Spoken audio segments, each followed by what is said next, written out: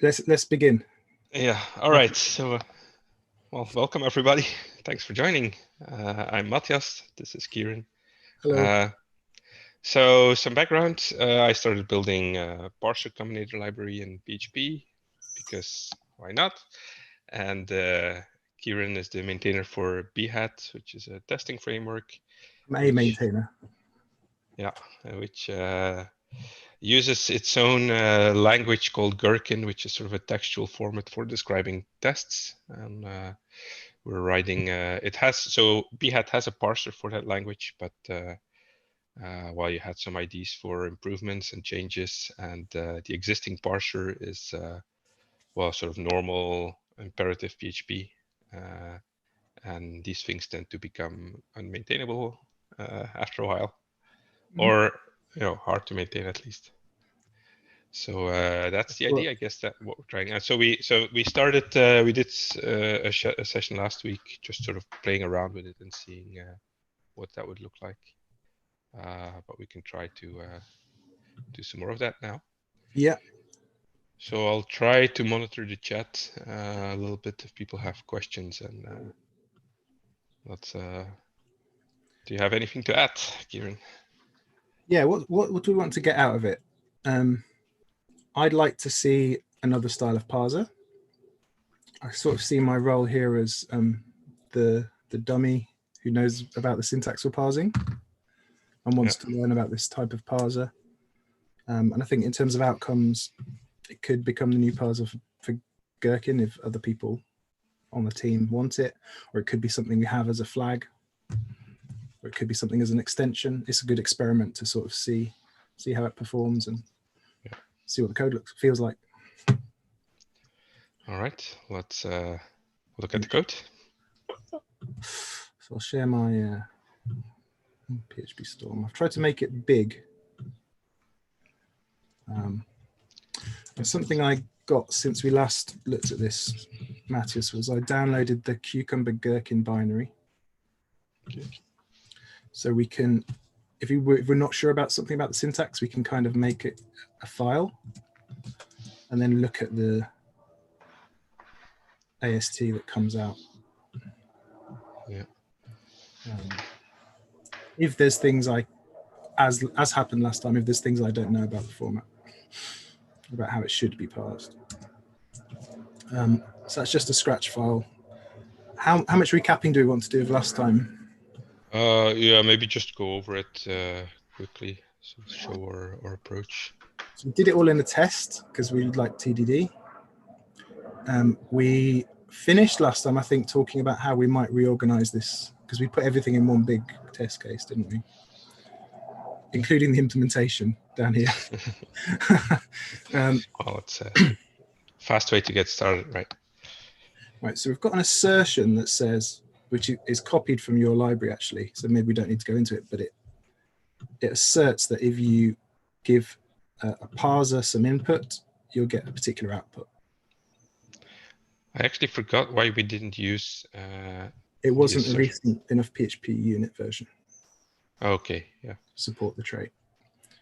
There's a PR on Behat Gherkin that's talking about dropping the older versions of PHP, which would let us use a newer PHP version.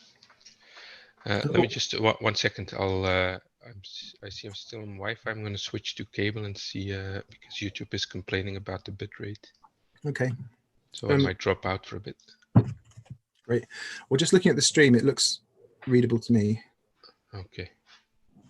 All right. Yeah, seems so. Well, if you drop out, I'll just talk through this stuff. It's a good test of whether I understood what we did.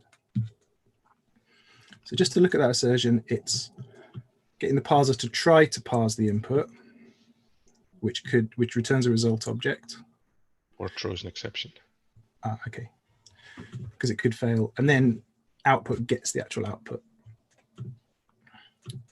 And what's a sensible way of looking? The simplest thing to look at actually is this test. Maybe I'll collapse everything. Maybe I won't collapse everything.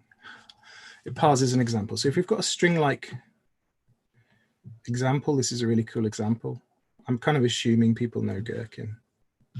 Gherkin looks like this. There's a feature, there's an example, and the example has steps.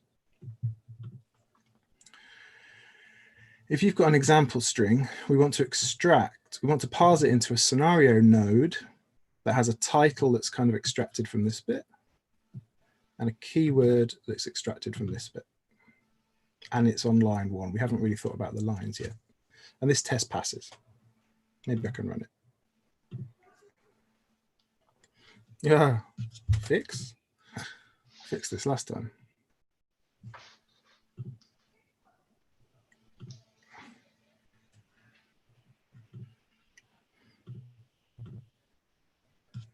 Oh, God, I don't know how to fix this. I'm not sure what you're trying to fix. I see a passing test. Where? Well, I mean, there's a green icon next to your test, so I assume it's passing. That's last time, and it's refusing to run it again. Oh, okay. I don't see that. I only see your main screen. Okay, let me change what I'm sharing, because at the moment I'm sharing the Phpstorm. Bit of admin, hang on. I'll share desktop 1 instead.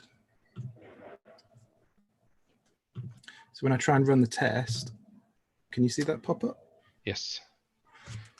Okay, it's I have to click fix. Yeah, I tried fix and it.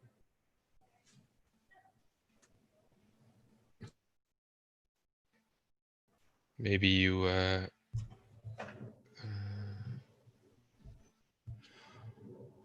PHP home. Well. PHP home. I don't know what PHP home is supposed to be. Anyone on the chat now?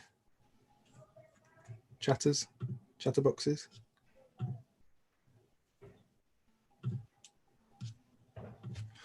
I haven't IDE since last time we ran it.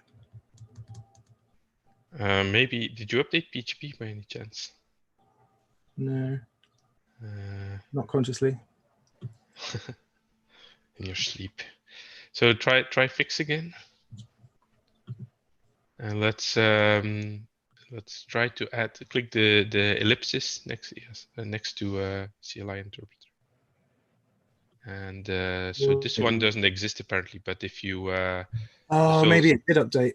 Yeah. So change probably if you just change the URL and then isn't it just keep the one you had, and it's probably if you can still get that. Hang undo. Or you could actually probably find it automatically if you click the plus on the left and just add it as a new one. So there you go. No, you picked the wrong one, I think. Can you try again? Yeah, that's annoying. That is symlinked somewhere though, isn't it? Doesn't matter. Okay, fine, good.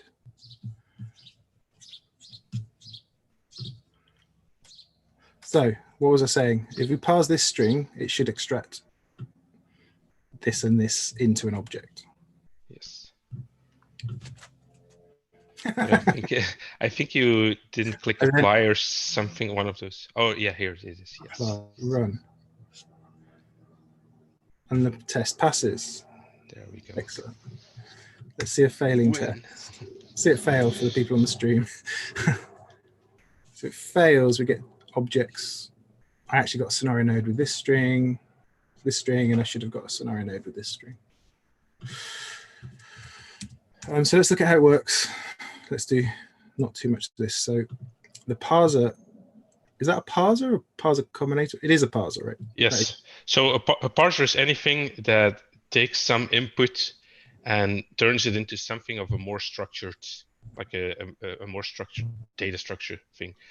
Here we're always going to work with strings, but in basically anything where you turn a less structured thing into a more structured thing is basically parsing. So here we're basically turning the text files, the Gherkin text files, into node objects in your AST basically. Right. So the result of calling scenario is a parser. What would you call scenario itself? Is that a combinator? It's also a parser. So if you have functions that produce parsers, like this one. Well, yeah. So you could call this a parser factory if you want to, because scenario returns a new parser, and then any function that combines one or more parsers is a combinator, and the result of a combinator is another parser. So, for example, well, it's not exactly the easiest one to start with collect. It's the easiest input. Yeah, but so if you go line 118, car, for example, is a function that creates a parser that will try to parse the colon. So it basically takes the first character of the input, checks if it's a colon, succeeds if it does, and fails if it doesn't, if that character is not a parser. And then string is basically the same thing, but instead of a single character, it tries to parse the entire example string. Yep. So the combination of these two is done by the keep first combinator, which will try the first parser. If it succeeds, it will try the second parser. If that succeeds, it will. Oh yeah, and then we have that, but we can talk about that in a second. But so if string succeeds and car succeeds, then keep first will keep the output of the first parser and ignore the output of the second parser. And then the other combinator is followed by, which is sort of the same thing really here. It's we try to parse character colon. Then we try to parse some space, but the skip space parser will skip any space. So it's basically skip h space means that it excludes new lines. So skip space will consume any space there is, but even if there's no space, it will succeed. So it's a parser that always succeeds. So the followed by combinator now says if we parse character colon, consume whatever space there is, it would return nothing or null in this case because there is nothing to keep. But the keep first will make sure that we return. So the output of this entire parser, the whole scenario keyword function, will be either the string example or it will fail. What's the keep first and followed by seem to be quite similar concepts. They are exactly the same concept. In fact, there's also an alias called keep second. So could we does keep first take more than 2 elements? No, not right now, but that's something I might want to change. Then it would be then this would be simpler indeed. Then you would just try to keep first and list all the parsers that you want. So could we write this just using followed by? Could we do string followed by char followed by? Well, if we did that here, then the output of the whole parser would be null, because we'd always keep followed by is the same as keep second. So you'd always keep the second one. Right. So and the output of a skip space is null. So our parser would not return anything meaningful. We still wouldn't know if we'd still know that it is in fact an example parser, but we wouldn't be able to get that value from it. And I think I should make another test. Parses an empty example. Parses an example with no title. Otherwise, we wouldn't need that followed by, right? Yeah, but so we were looking at the code of scenario keyword, and this tests scenario. Which calls scenario keyword. Yes. So which are you testing now? I think the unit I'm testing is the entire scenario parser, but with an example that. Okay. Think of that scenario example. Let me get to that. Hang on. I'm not interested in testing scenario example as much right now. I think I'm interested in a bigger unit. Okay. So is an empty example legal? Yeah. Why would you write? Let's find out. Let's find out.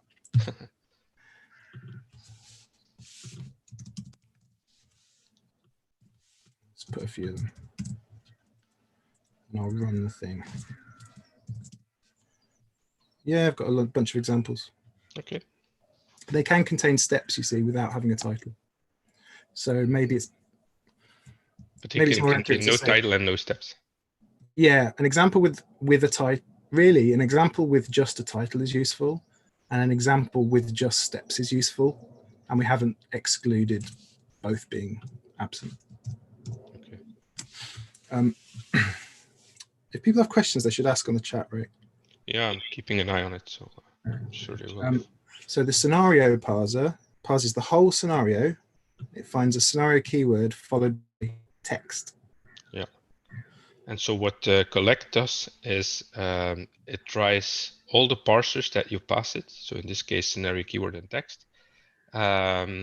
If one of them fails, then the entire collect fails. But if they all succeed, it collects basically all the outputs of each one of them and outputs them as an array. So the output of a successful collect here would be the scenario keyword and then the text that follows it. And then the map combinator is just like array map. You pass a function and it applies it to the output of the parser. In this case, the output is an array of it's called outputs here. And then we can, we basically have a function that that can transform this this output into some other output. So the original output of scenario keyword and text are strings. The output of collect is an array of strings, and the output of the entire scenario parser is a scenario node. So we're just using positions here to to get the outputs. Yeah. So 0 is this one. 1 is this one. And we should point out these objects, the feature node and the scenario node, they're existing things in the Gherkin parser. So that's the syntax tree we're trying to parse the text format into. And those are objects we already had in the Gherkin parser. Yeah. It's not, these aren't Parsica concepts. No, this is basically the objects that describe your language that already existed in Behat for many years. What we want to get out is a tree of objects. Yeah. That would be that Behat can then just look at. So the feature parser, let me look at the syntax example. A feature can contain a bunch of examples. Examples and scenarios are the same thing. So the feature parser, similarly, it collects the feature followed by colon, followed by the title. And we introduced this concept, didn't we? One or more lines followed by space. Right, the Eric Evans, if you don't have a good, if you don't understand the concept very well yet, pick an awkward name.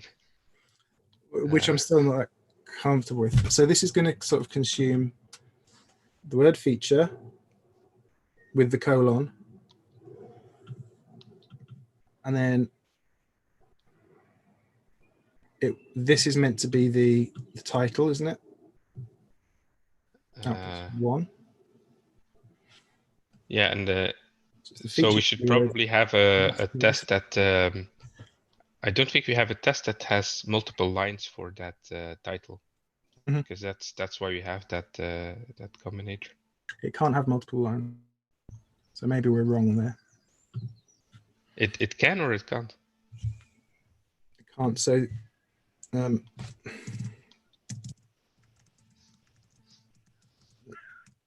add to our example. So in this case, this is the feature title, and this would be called the feature description.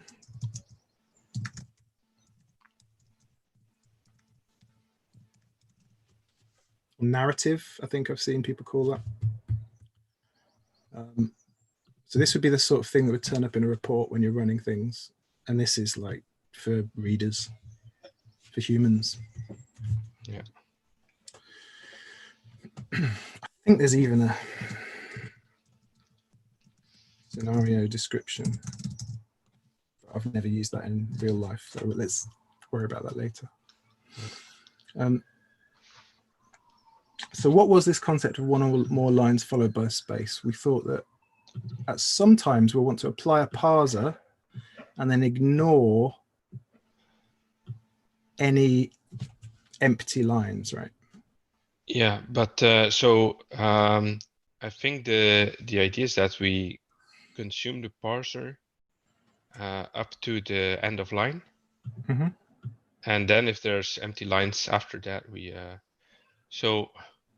but that doesn't explain why we call it one or more lines followed by space, because this looks like Followed by one or more empty lines. And yeah. So what we could do is write a test for this thing in isolation first, and then so it's something like that, isn't it? yeah. Where we're going to get our parser and it's going to have a bunch of empty lines after it. Yes. And we're going to take. And it's actually 0 or more empty lines, because skip space just consumes everything. Tabs, new lines, non-breaking spaces.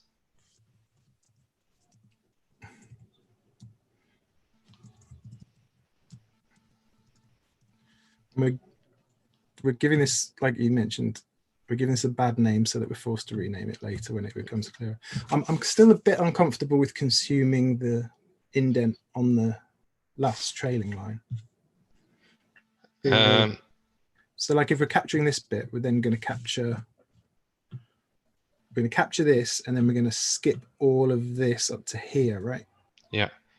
Yeah. So well, the thing is, of course, that all of that is meaningless, right? The only meaningful thing in Gherkin is the new line.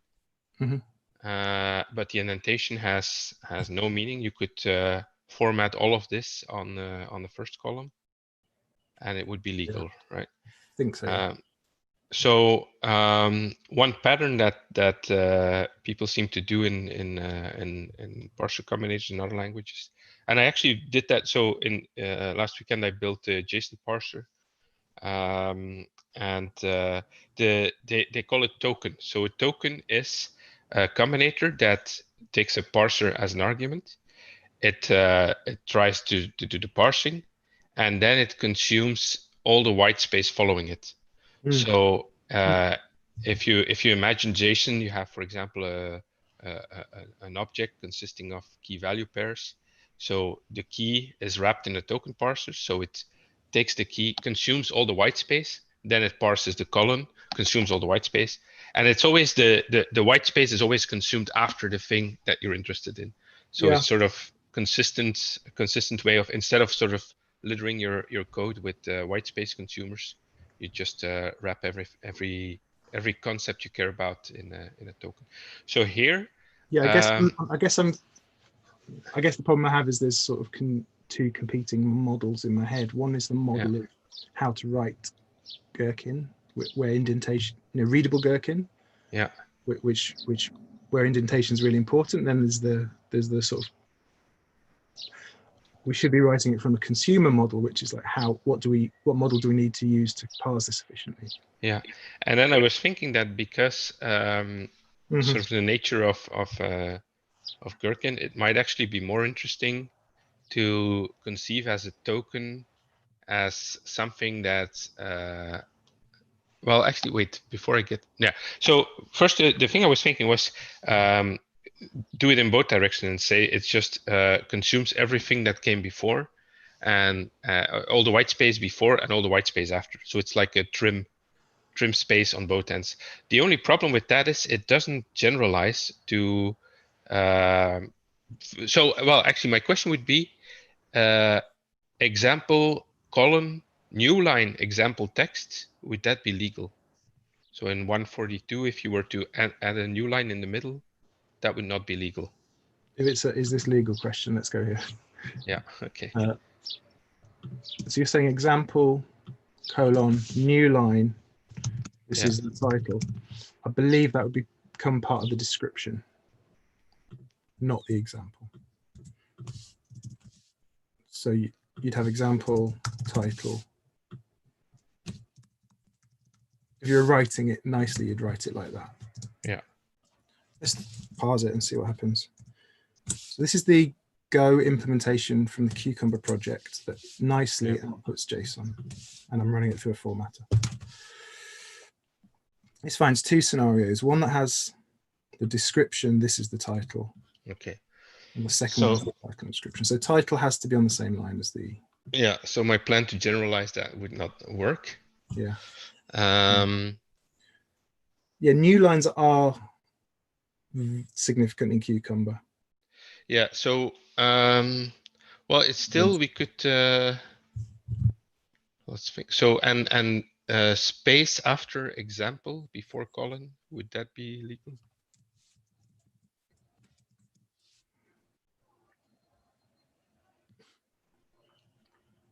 No, it makes it part of the narrative, the description of the previous. Yeah, so it thinks it's all one big description now, or okay. Yeah. So maybe repair your example and do something legal, then.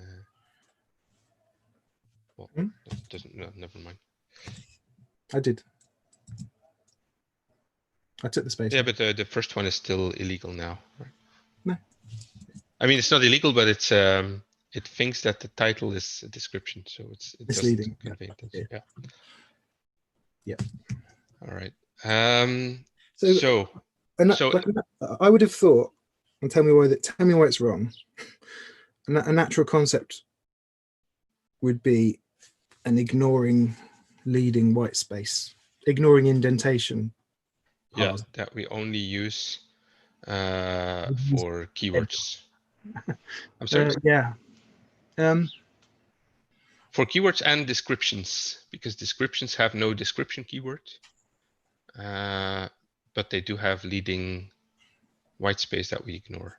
And steps have a, I guess this is a keyword. Yeah, that's a keyword, right? Yeah, I think so, at least. Yeah, there are keywords with colons and some that don't have colons. Yeah. So what I would do now is let's write a keywords combinator, so that we can, everything we know now about keywords, we can generalize that. So a keyword is something that starts with optional indentation, has a string that will be your keyword. So you have to pass that as an argument. The actual keyword is let's write a test. Yeah. What's the simplest keyword? It just like a given or something. Yeah.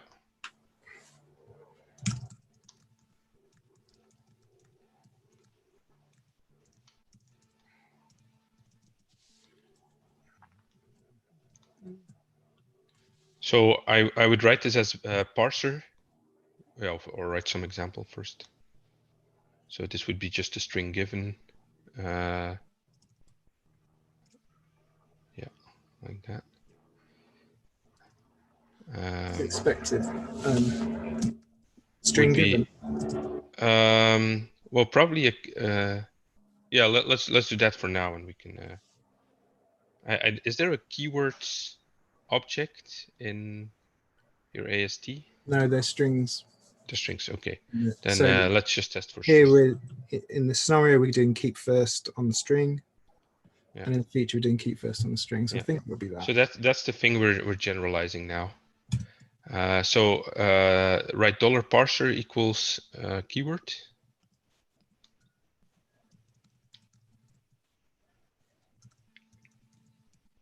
And then pass the string given as the argument. Mm-hmm. And there's no colon. Well, no, that's the next test. That's the next test. That order, right? Yeah. I might inline this.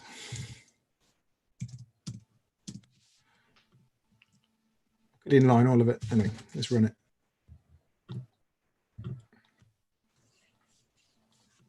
Easy.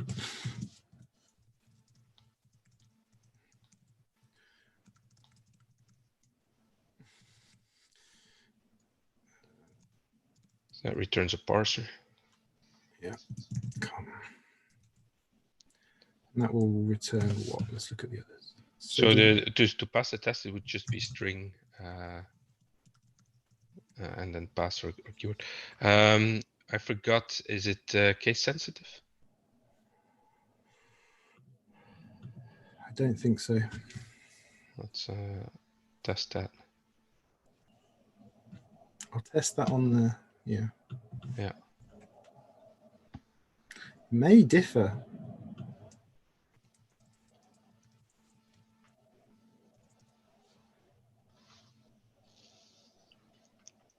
So it thinks it's a description now. So, and in fact, the syntax highlighting also doesn't think it's a keyword anymore. It turned from blue to black. So yeah, let me check about given when then.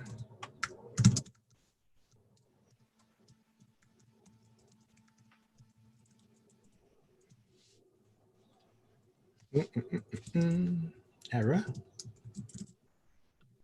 What? Oh yeah, because you're not allowed plain text in that position. right. So they are case sensitive. And a negative test? Is it worth it? Sure, why not? More the merrier. We should get some organization around this at some point. Yeah, but that's boring. You can do that in your own time. It does. It being a parser.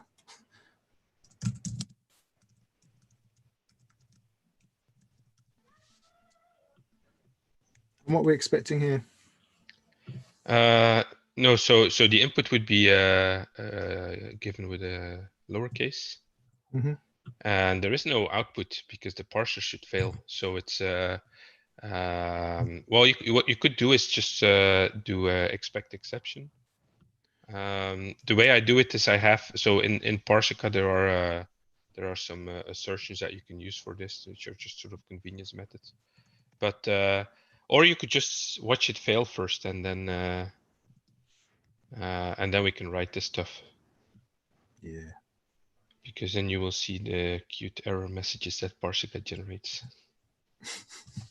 which were not as easy to create as you might think. So if just to point out for the stream, if this project was on a recent PHP, we could just use the assertions that Parsica ships with. So look, it tells you in column 1, line 1, it expected the keyword given, and it got a lowercase g. Yeah. So really, what should I do? I should do. Yeah. So well, I think the first step would be to just write. So what as a habit, I always put my parser in a $parser variable, just convention. So I don't know why I did the inlining, but Code golf. And then and now you could write parser try string input. Hang on, what exception are we expecting? I've lost the window. That should be I think it's just called fail, or I forgot. No, there's let me just check. Parser failure? Yeah, probably, yes. So that'll pass now. But well, I need to overhaul the exceptions, but that's so I try. You need to write, so you write $parser try. Parser try. Or try string, actually, in this case, which is just a wrapper for making a new string stream object. How do I use that?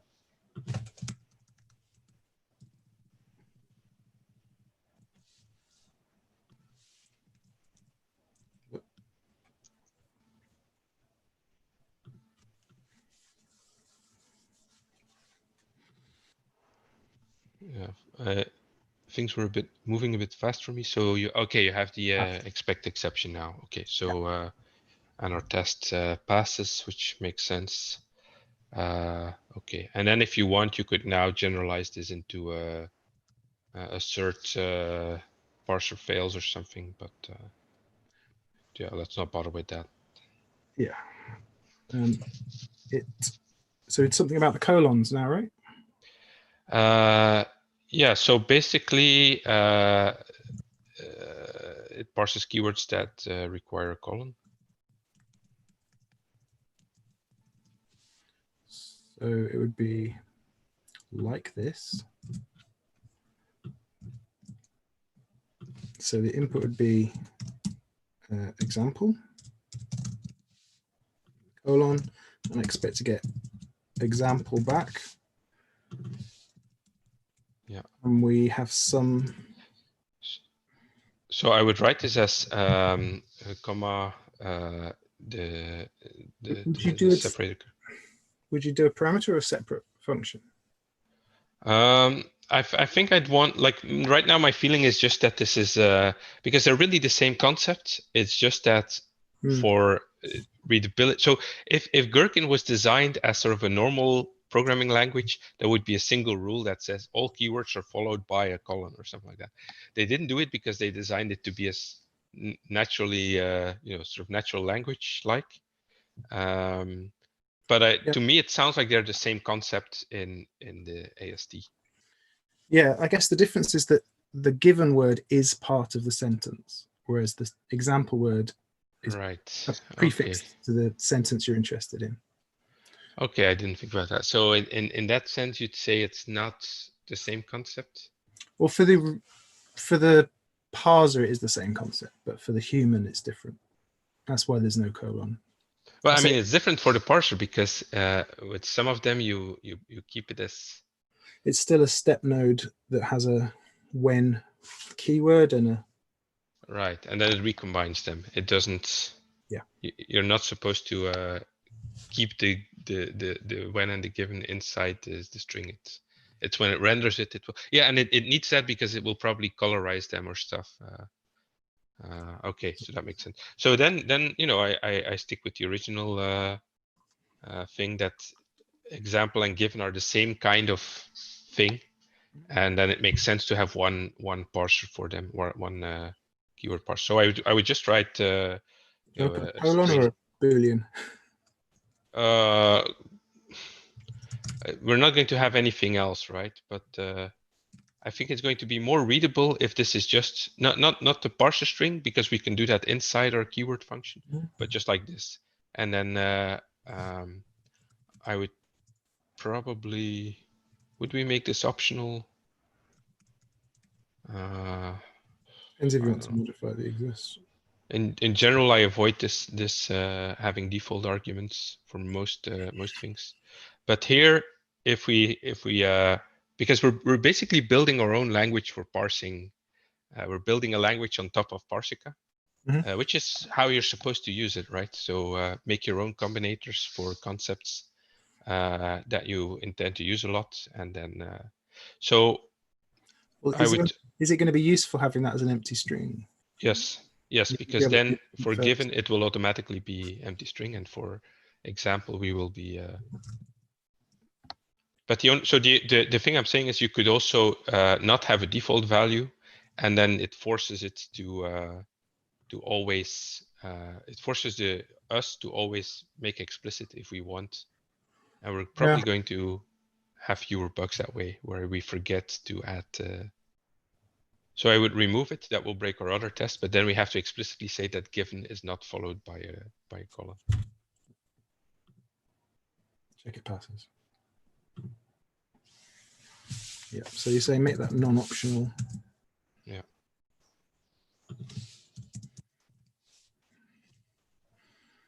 I like the DX.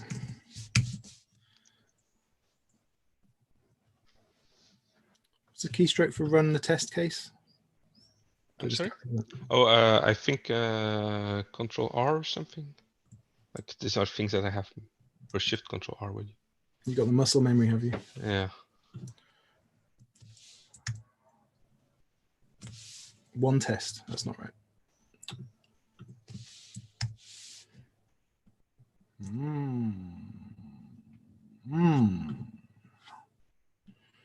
So it doesn't like me passing empty string here. Should that be string instead? Oh, right. Yeah, I guess so. Yes.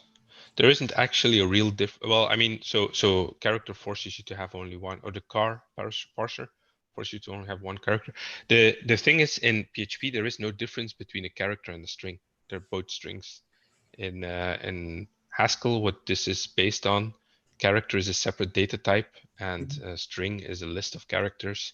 And so you can really use your type system to enforce stuff like this.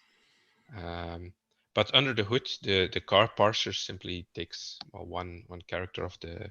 So if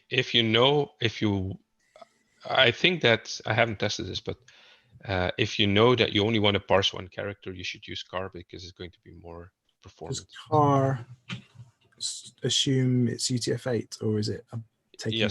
Yes. So everything is multi-byte. Right. I can pass a multi-byte string to car. Yes. And in fact, I think I have a test for that. That's very useful. Let me see.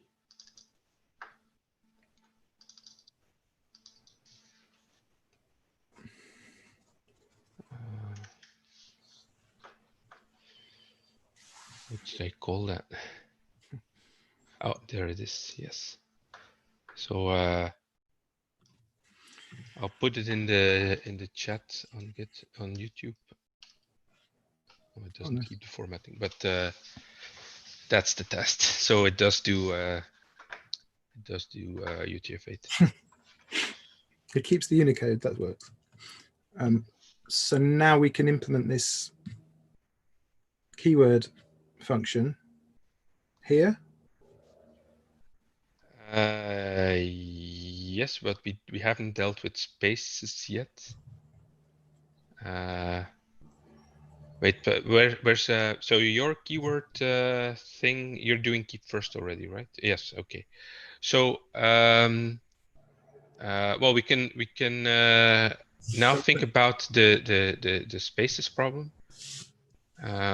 So example colon, must it have space? Which space are we talking about? I'm just going to add a quick test. Sure. Yeah, let's do that first. We expect that to fail, right? Yeah.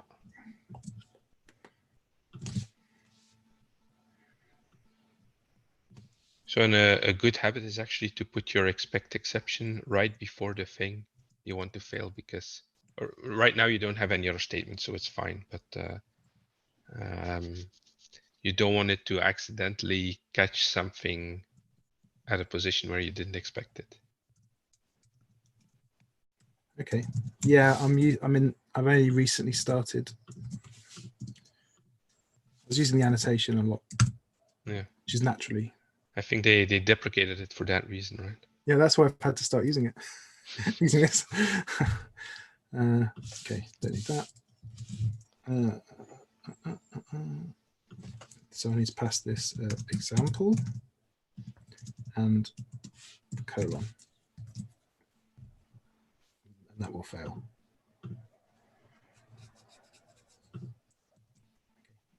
Which space were you talking about? So example colon space text. Is example colon text legal? Yeah, I think so. So we should try that in the Go parser. Yeah, let's try it. We're just copying what Cucumber do, as always.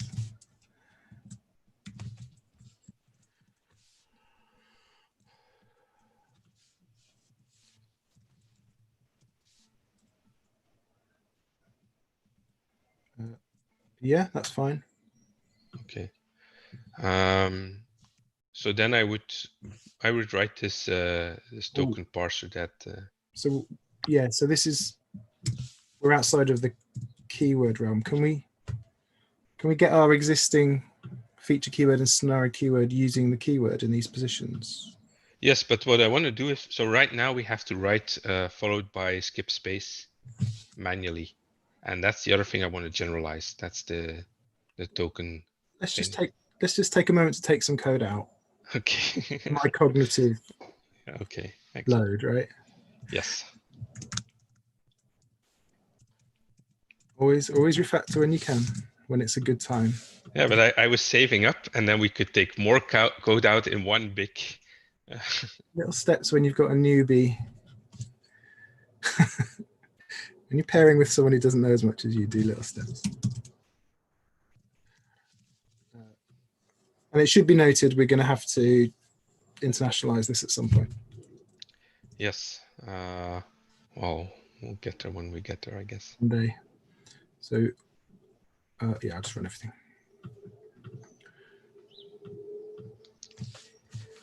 I vaguely, is completely off topic, but I vaguely remember that at some point in like 2003 or 5, there was a French implementation of PHP where you could write like all the keywords and stuff were in French. So I don't know if that. I'm sorry. I saw a joke version that was English, British, and they used like pound signs and things like that. There's a sort of, oh, come on, syntax. Whoever broken it. Too much stuff.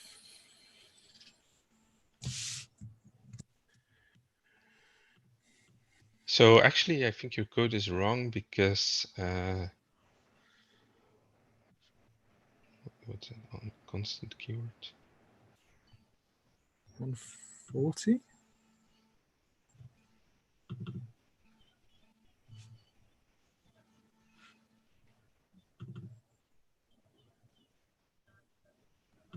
But in any case, your scenario keyword is incorrect because it will parse the keyword, but then it will return the output of followed by.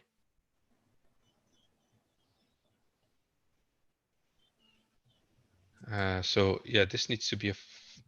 Okay, let me just hit undo a load of times and do what you said we were going to do.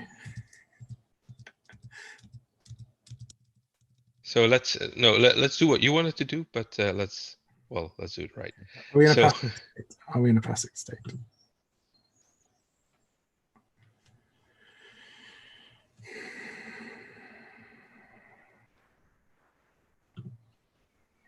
$140 or $111?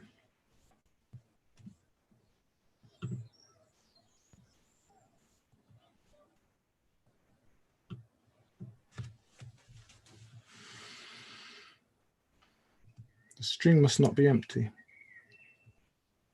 Oh, because you're yeah. So we're going to have to change. It's my bad. We're going to have to change how we do this thing because the string parser where you pass string suffix, it doesn't accept empty strings because you cannot. It's undecidable. Does that pass? Does that fail? It doesn't mean anything. So what we need to do is now. Either go, have two keywords, and then there are two concepts, or have some way here of switching between having a suffix and not having a suffix. But because we decided that given and example are both keywords, yeah, I'd still keep our keyword parser, and then we can either decide now that it's a Boolean, and then we can switch on that.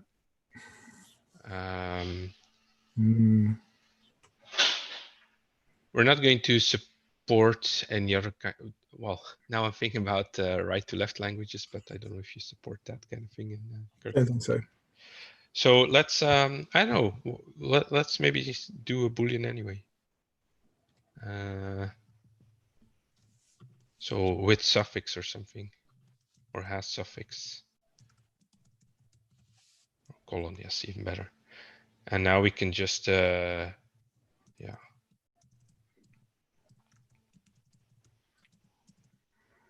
Always hate to introduce an if statement. True. Or we could still, have two functions, but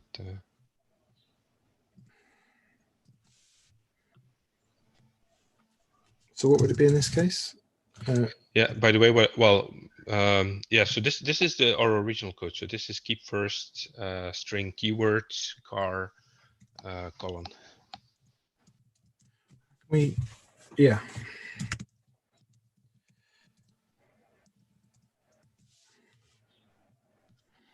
And well,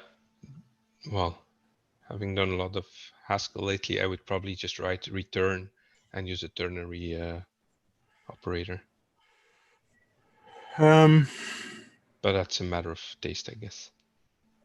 So return with colon, question mark. I mean, it hides the if, but it's still there, lurking. Yeah, I know, but now It it's makes it feel like a match or something, doesn't it? And I think you need to flip them. Yeah. And I need to fix all the call sites. Yeah. Yeah, we should actually have used the change signature refactor in Phpstorm. Hey, soon we'll be able to do this. Derek is asking, why are there kissy faces in the chat? Pound took 2 bytes. We were talking about the British PHP. Okay. It's false.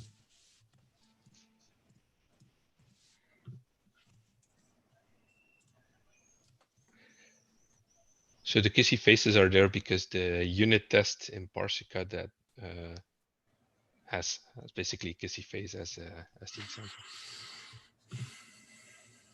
Now the question would be, why does it have that as an example? But there's no reason at all.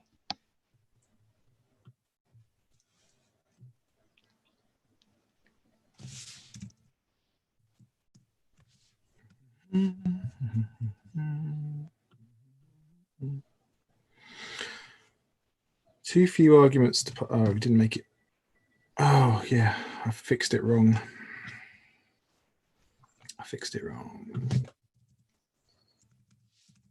Explicit false. Explicit false.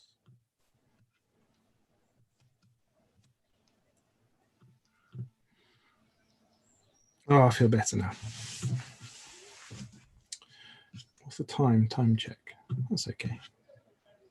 Should we handle this space and then take a quick break? Yeah, that's fine. I'm not really sure what you're doing right now, but everything is passing, right? Yeah, I just fixed all the places we were calling this. Okay. Well, so maybe to finish this this thought is that so it's a bit unsightly now that we have to write keyword given false. However, we could write a function now called given, which just wraps that, and then we use that everywhere. So our DSL will start looking even more like Gherkin itself.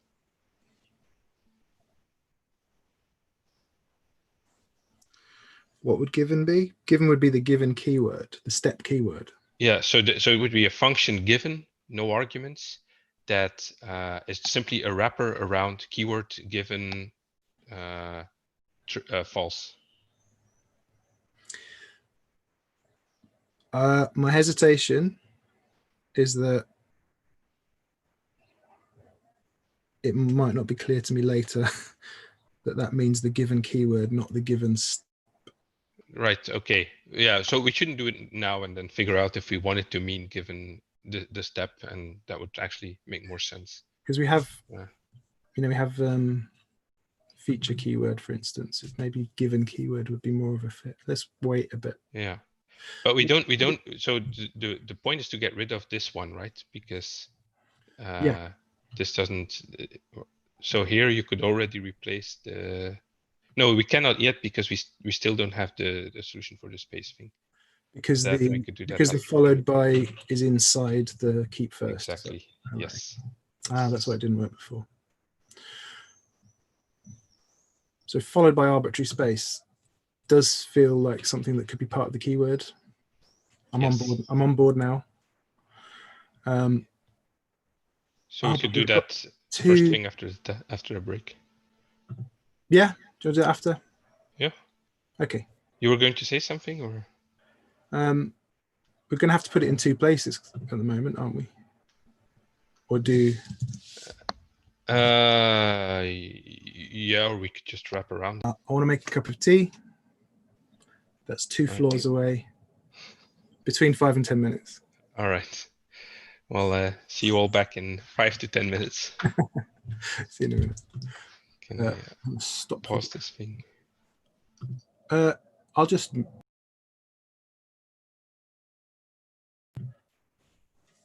I'll turn my audio off and leave the screen share going.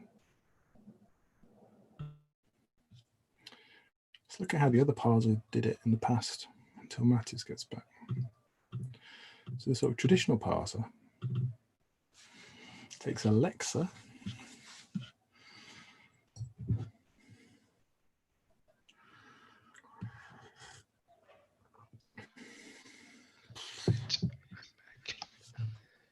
Hey.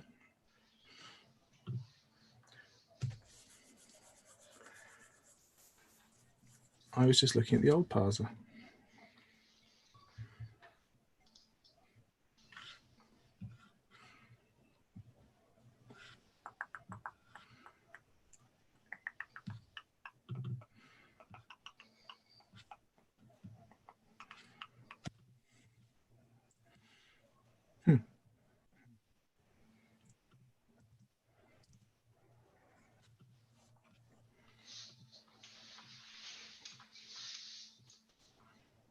Can you see yourself on my screen?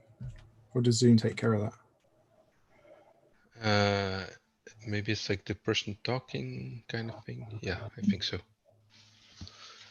No, Zoom does that. No, it seems to be taking it out. I've got some Zoom controls on the editor, but they're not in the stream. That's clever. I can make you bigger then. Won't upset anyone.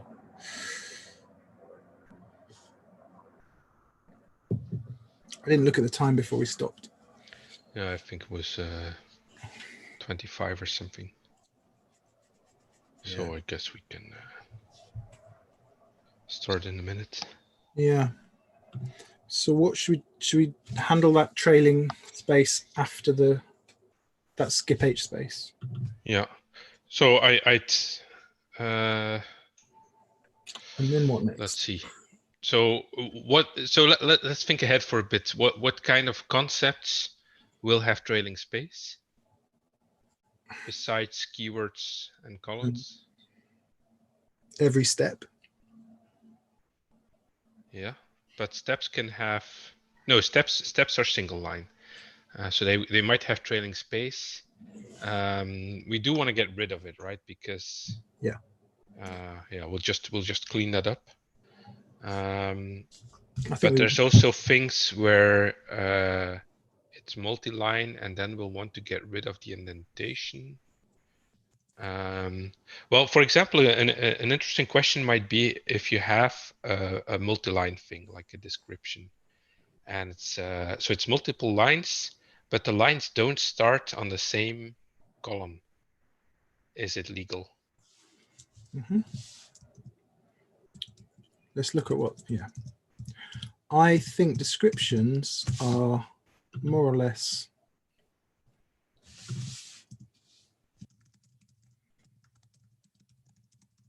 See how the trimming happens just first off.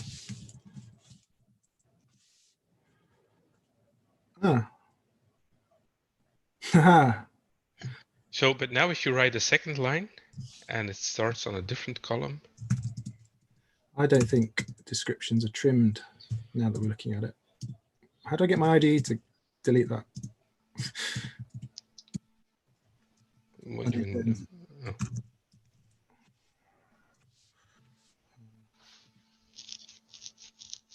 It looks like descriptions aren't trimmed, so maybe that breaks our. Yeah, then it just means we don't worry about it, and it will. Well, the other question would be if this gets processed elsewhere, or if you render your tests again, if this would print it as we wrote it. So if you were to run Behat on something and then see the output with the description have the same messed up formatting. Yeah, it will. Okay. Certainly, what happens in Cucumber, which I know isn't Behat. What happens in Behat, I think, is everything gets regenerated from the AST. Yeah. But it doesn't. It might clean this up, or it might not clean this up, right? Because this. Think it cleans up. For example, in Markdown, the new lines, if there's a single new line, it's insignificant. It treats it as a single paragraph. So it might be that. But well, I don't know if we need to worry that much about it, but just sort of. We should try and preserve the formatting from the document, because people put all kinds of things into description. They might put a bullet list. They put like Markdown style bullet points and things like that, where they might be. And does it render it as Markdown? No. Okay.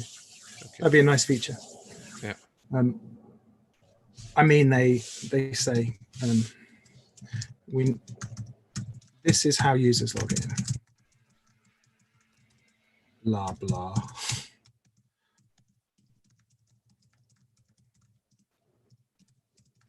Yeah.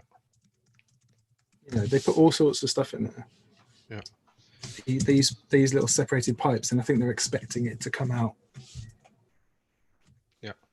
So if somebody were to write a Markdown parser in Parsica, we could just combine it like any other parser. I'm looking at you people in the chat. But yeah, so well, we don't need to worry about it. But are there any other concepts where we need to worry about spaces before or after?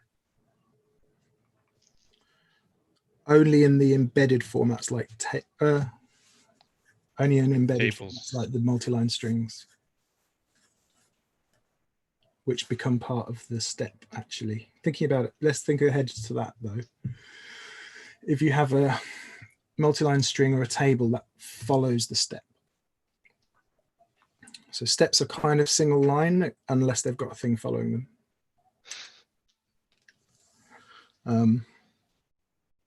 And I had thought the white space didn't matter, but descriptions it does, because we do sort of recreate the document. The way Cucumber does it is by consuming these events and consuming the test results and kind of combining it back to format. So that means we will also actually need to remember space before a keyword. They don't do that. What they do is they have this low. Hang on, how does it work?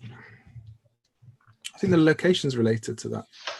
Yeah, so the location is used probably to, well, maybe to do error messages, and then maybe also to re-render stuff. I think so. I think that in this scenario, we're ignoring the white space at the start here for things like the keyword and the title, but we're remembering column 3.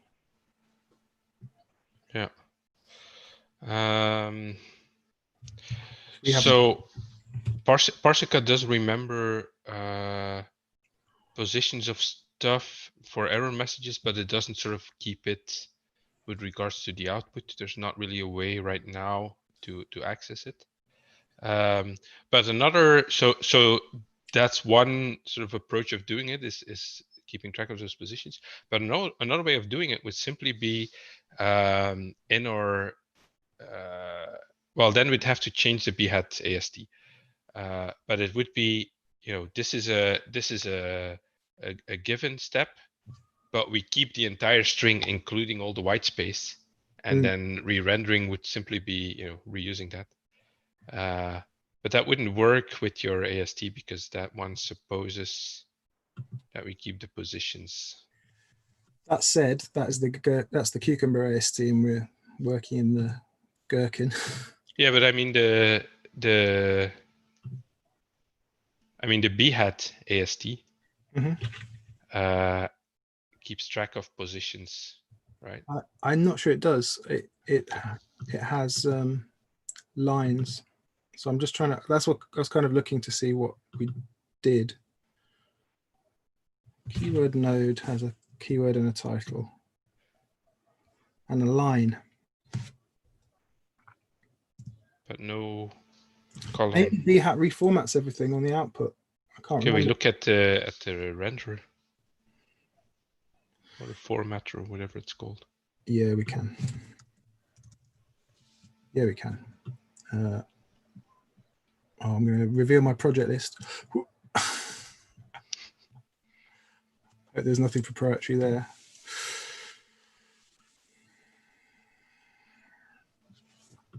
Okay, stop doing what you were doing.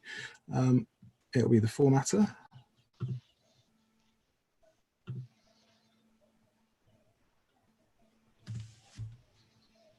Nope.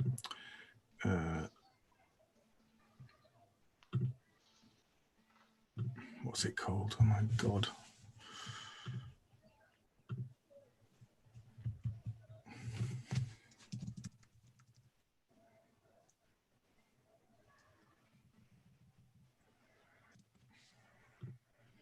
This is a bit over abstracted.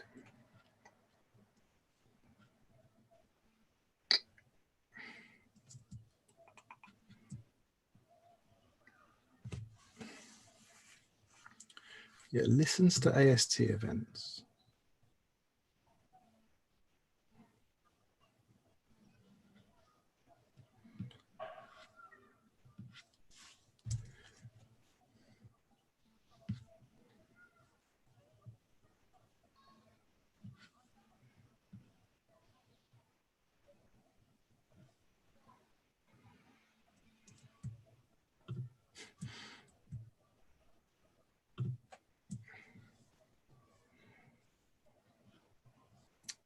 That's no use.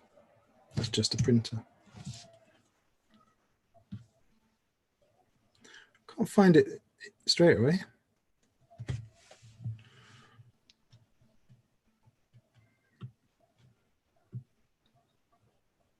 Step text painter. That's interesting. How does that work?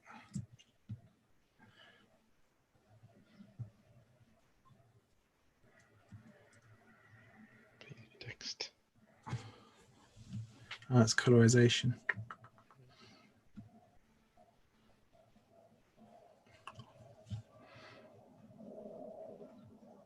Unless Konstantin has a robot at home that actually paints Gherkin tests on a canvas. I mean, knowing him, I mean, you agree it's not even, it doesn't sound unreasonable.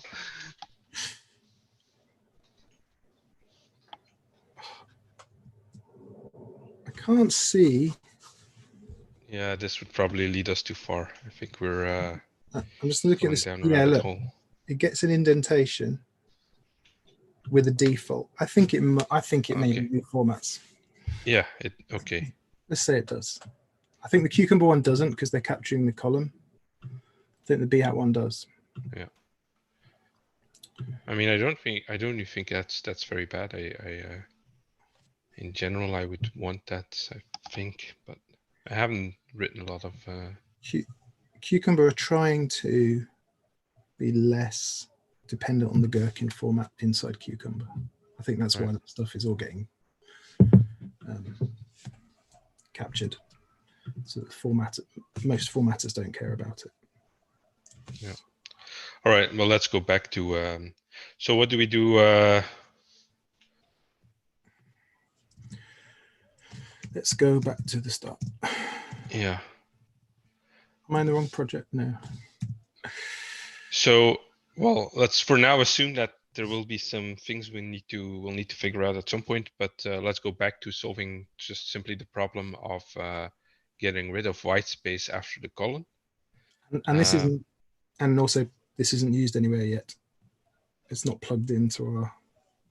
Oh yeah. So, well, I would do that after that, because then we have, we match it with the we have the same features as the original code. Right. Yeah. So this is basically I still want to call it token. So a a token is a parser, is a combinator that takes a parser and consumes all the white space that follows it. So do you want to write a test for token? Yes. So it consumes all white space to end of line? Yeah. No. Does it include? It doesn't include, so it doesn't do line breaks because I think we discovered that feature colon new line is not, or given new line is not legal, right? So what's our parser? Token? Still keyword, and I would use token. Well, no, sorry. Let's do token first. Let's do the smaller unit. So this is just token, and this is string foo. So the parser string. Yeah. Expect it not to fail.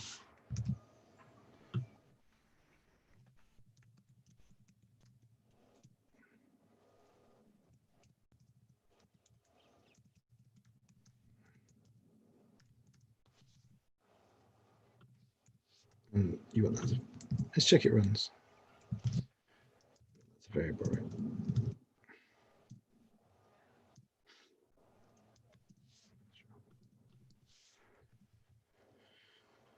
Fail. How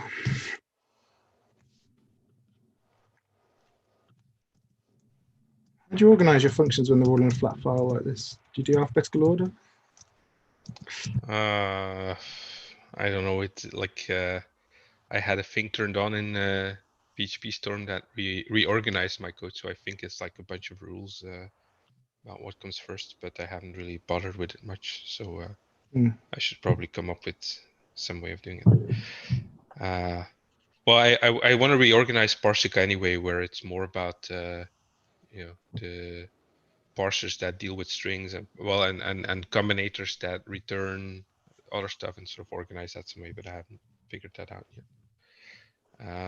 But yeah, so basically this make this pass. So that's return, keep first, parser, and then skip h space.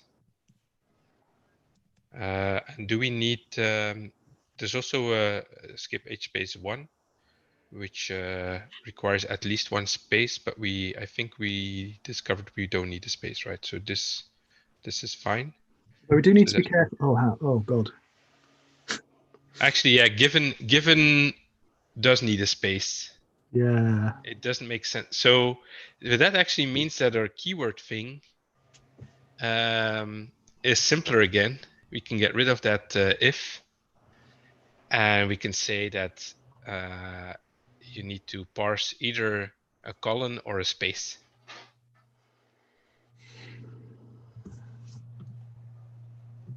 Mm-hmm. Mm-hmm.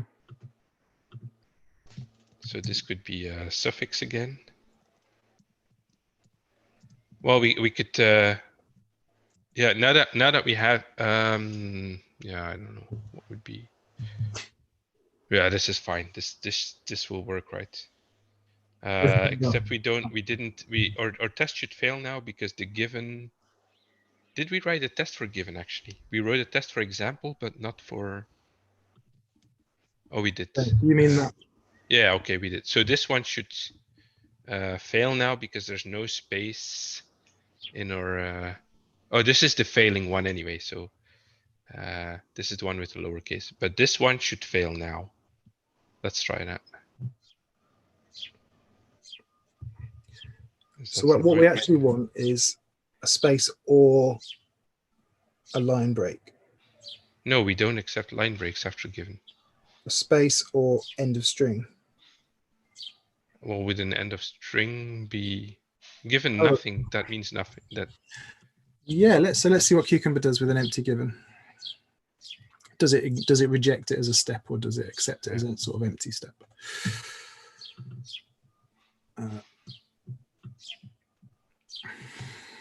Given.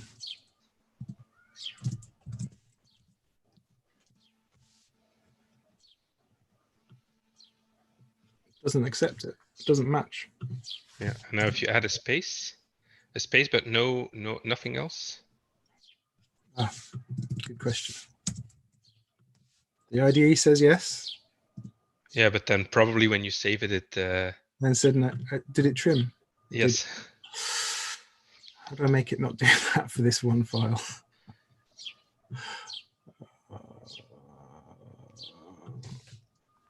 Trim. What's it called?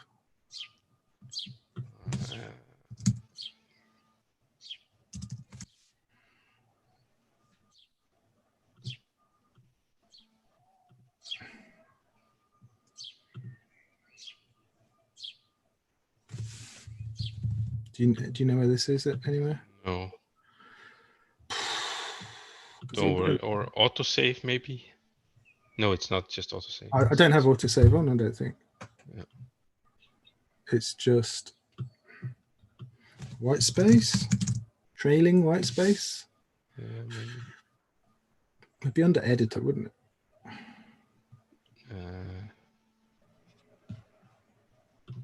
Trailing, maybe just write trailing.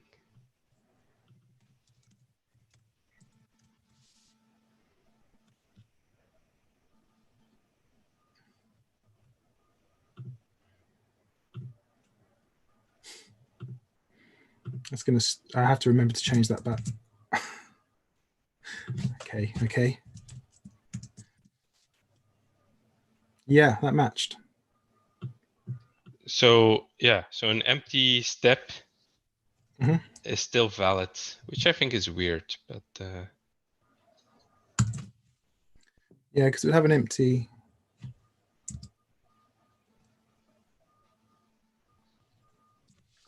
Yeah, it doesn't have a. I can't remember what that thing's called. Yeah. I don't like things that are meaningless to be valid. So in this case, I don't know. Well, it would match on a. It would be usable. It just doesn't mean anything. Yeah. Yeah, I don't know. I'm not a fan. But and also, of course, so the Gherkin Go parser accepts it, but does that? So it doesn't mean that that Cucumber actually accepts it. It might still fail elsewhere.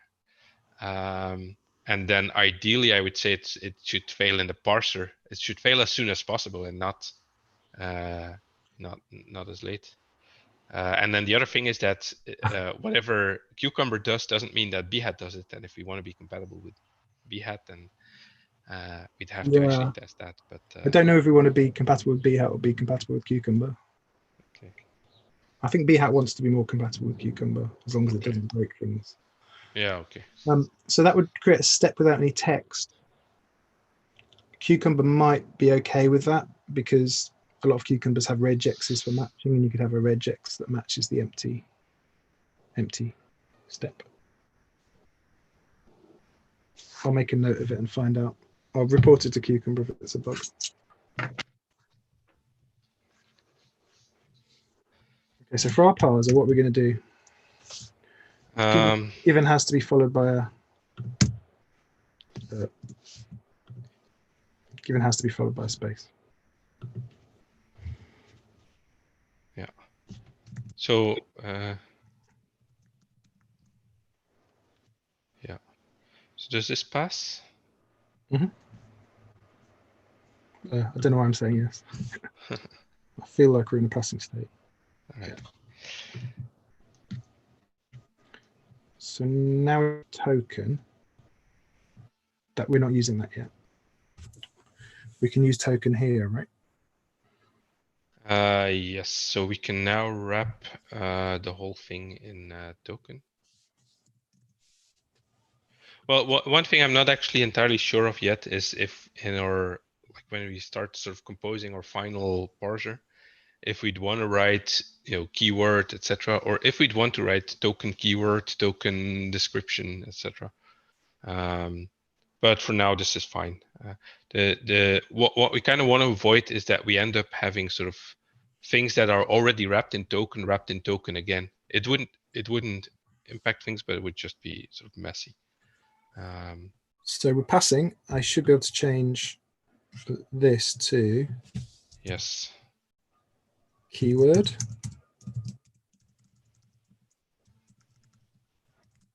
Right?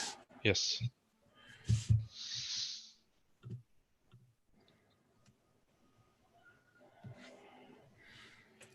And the scenario keyword.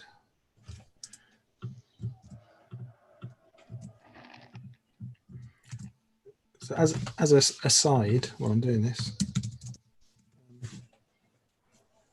when we do translations, we'll need to have a list here. Yes. And we can we could pass in a list into this function as an argument, for example. So there's plenty of ways to solve that. Yeah, I don't even mean for translating. Some languages have synonyms for some of the keywords. Yeah. And in fact, for given, when, and then, we could treat them as synonyms. Makes it a bit easier. Yeah. Do you want to solve that now as the next thing, or I mean, I'd rather my instinct would be go to a fully functioning MVP Gherkin parser, not deal with special features like that first. So we want to parse this, right? Yeah. As an MVP. Yeah. So I think the next thing then would probably be the stuff following the what you call the step steps. Yeah, but the string following the given, for example, or is that just still the step? That's the text.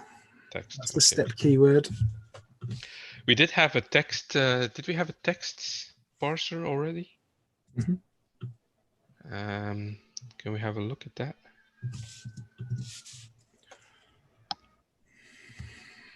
Oh.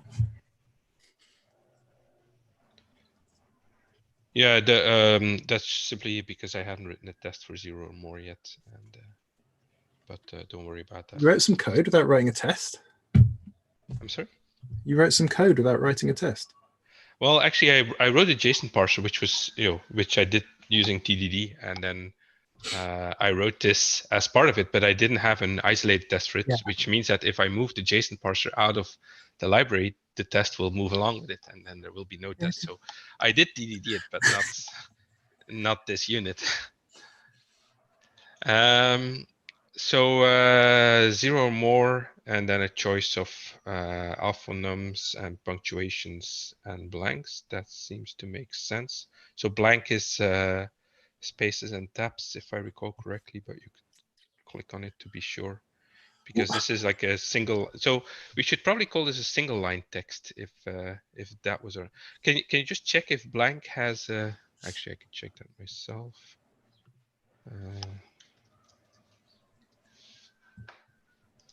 So blank is a space or a tab, so that's all right. So our text parser is I would call that text line, because then it's more explicit.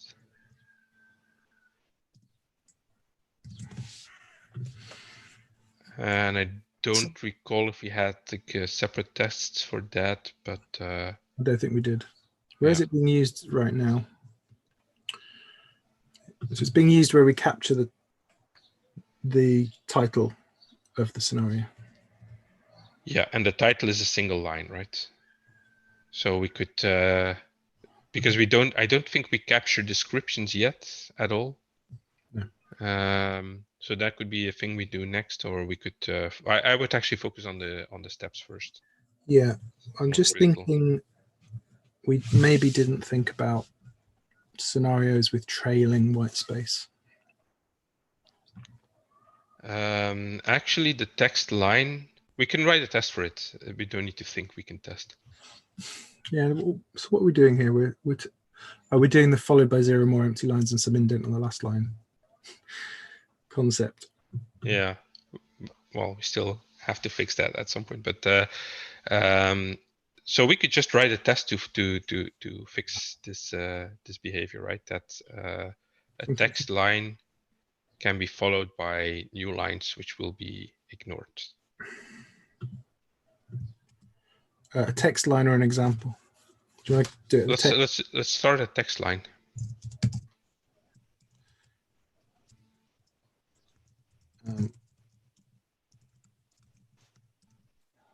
So maybe, yeah, doesn't matter.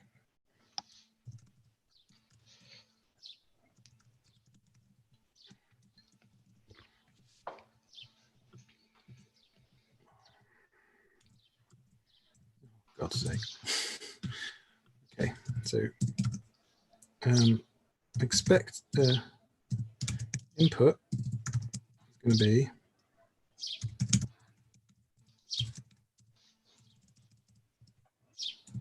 I don't think I can put a tab in there easily. Let me maybe put backspace /t to make them more explicit. Yeah. And then some new lines as well. Wait, yeah. Yeah, let's make it explicit new line. Yeah. What is it we're expecting it? Where are we expecting it to go up to? So the expectation would be to consume everything up to foo, and then the remainder of the parser would be foo. But the output. We're expecting it to capture this line break, are we? I think so. Look at what text does. Yeah, so text line doesn't, but at the level of the steps, we have that awkward name thing. Wait, so I guess I'm just confused what we're trying to achieve now. So, yeah, me too. Okay, I so let's write a test for text line, but do you want to go? Should we focus on the steps and? So so text line consumes everything up to the new line, and actually we don't need to worry about the rest because that will be a separate combinator. So yeah, what I was what you could do. What I was asking about was this kind of situation. Yeah, if we want to keep that. So I think if I were to write from scratch and not worry about any backwards compatibility or whatever, I would simply get rid of that space after it, because it doesn't because if somebody writes 2 tests or 2 examples and they both use the same step, and one of the step has some invisible white space, they expect it to be the same step. They don't expect to write 2 functions or 2 methods to implement those steps, right? They don't expect to have to take it into account in their pattern. Yes. So this is why I would, and then in the so it's the principle of least surprise is that the space is meaningless behind it. If it is meaningless, I would strip it anyway as soon as possible, which is in the parser and not in the. Yeah. So then I would say a text line is consume everything, strip all the space, consume everything up to the new line. Maybe add some text just to prove that we don't keep it. So it's new line and then add foo, and then we can test. That's expected, right? Yes. Yes. Yeah. Yeah, and then so we have an assert parse for the for this stuff, and then in Parsica I have the assert remainder, but we can write that manually. So that would be assert equals parser. No, because you haven't run the parser yet, so you need to actually add a line running the parser. It gets run in here, doesn't it? Yeah, but it's not mutable. So add a line saying result equals parser run, but you can't do that in here. You need to do that. Why not? Well, you could, but this is yeah, you could actually do that. It's just I don't have. But then you write remainder, and then you can compare that to foo. So, okay. I think this is just a code style difference between us. Yeah. I'm not going to let it spoil our friendship.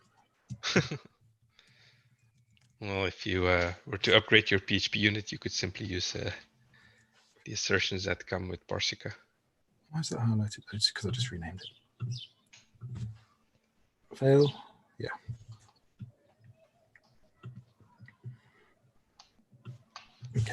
So text line.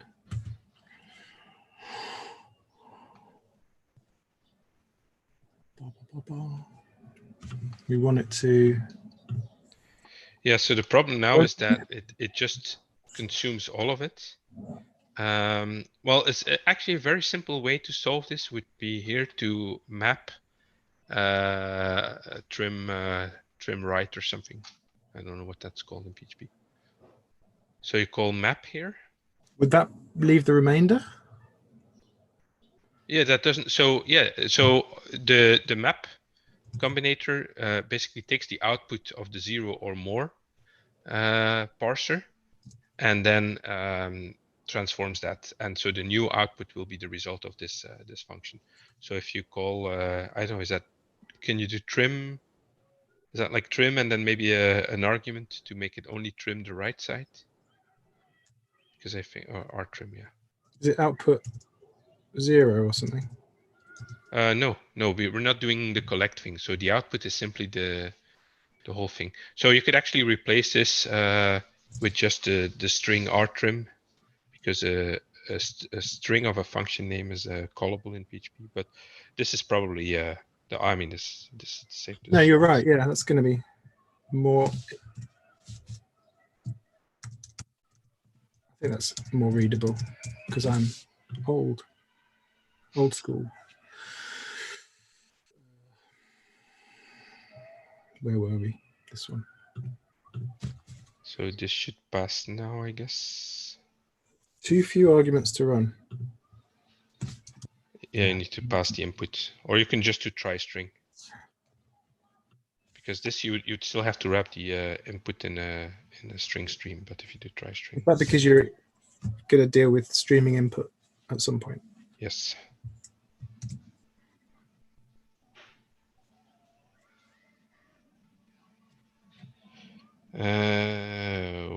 What's this? Because your remainder is a stream as well. So what you could do is Is it cast a string? I'm not sure. You could try it. Let me check how that works in. You really should upgrade your PHP unit. There's a whole bunch of problems we wouldn't have to worry about that. The way I've implemented that It's got the string. We will need to get rid of it again. It's deprecated, but we can use it.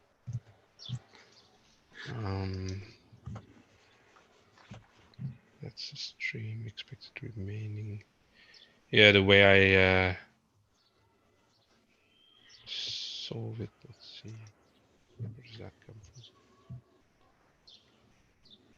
Yeah, I solve it with the toString, but I need to fix that. Anyway, let's just make it work, right? So is this passing now? If No. You, so I need to stringify this, do I? Yeah. So another. Could we test it a different way rather than checking the remainder? Could we check another parser matches it? Yeah, that would be one way to do it. And then what you could do is on the result. Yeah, so it's, yeah, okay, we need to get rid of the new. So, okay, what we need is actually, we didn't make it explicit that text line, or did we? Can you go to the implementation of text line? Text line needs to stop at the end of the line. So it's 0 or more of this stuff. And then it should be followed by a end of line. In fact, it should be a keep first because we want to get rid of the end of line.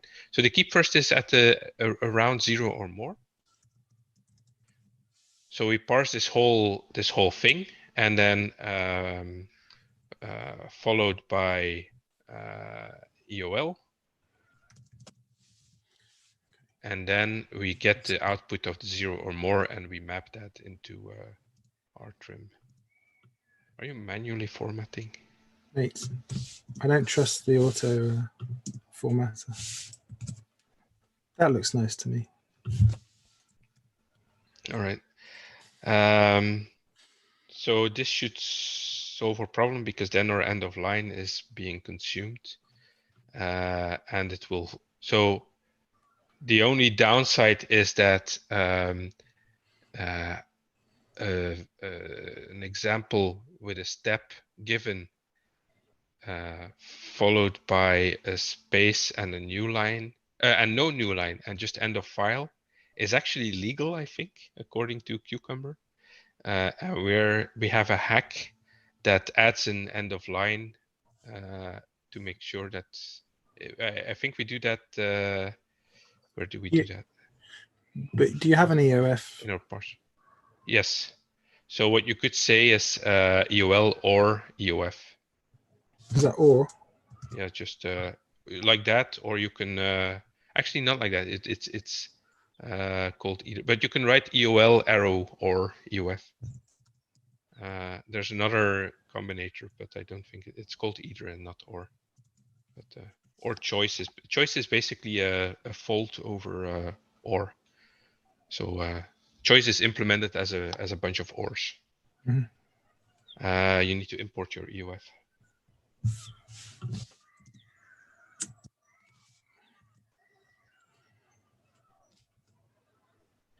Okay, let's just run everything to see, check we're good.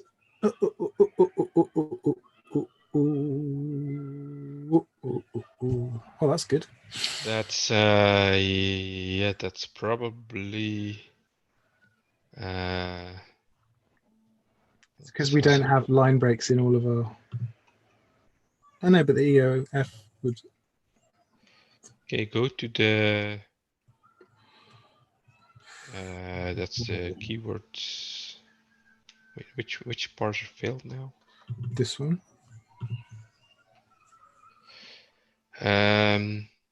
So we're getting a null as the result of, let me see, try string.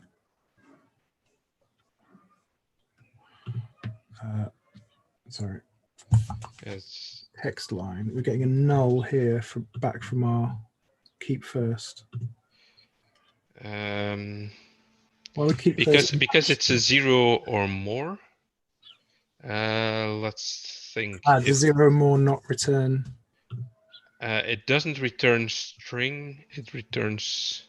I think it returns a null if it doesn't find anything.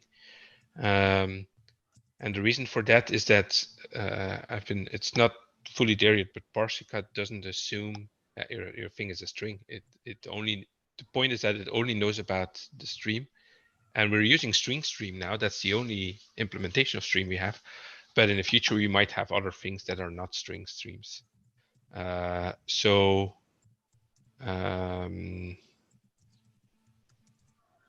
Yeah, you could actually, well, you want this to be, you actually want to cast this to string because if an empty text line would probably still be an empty string in Gherkin, right?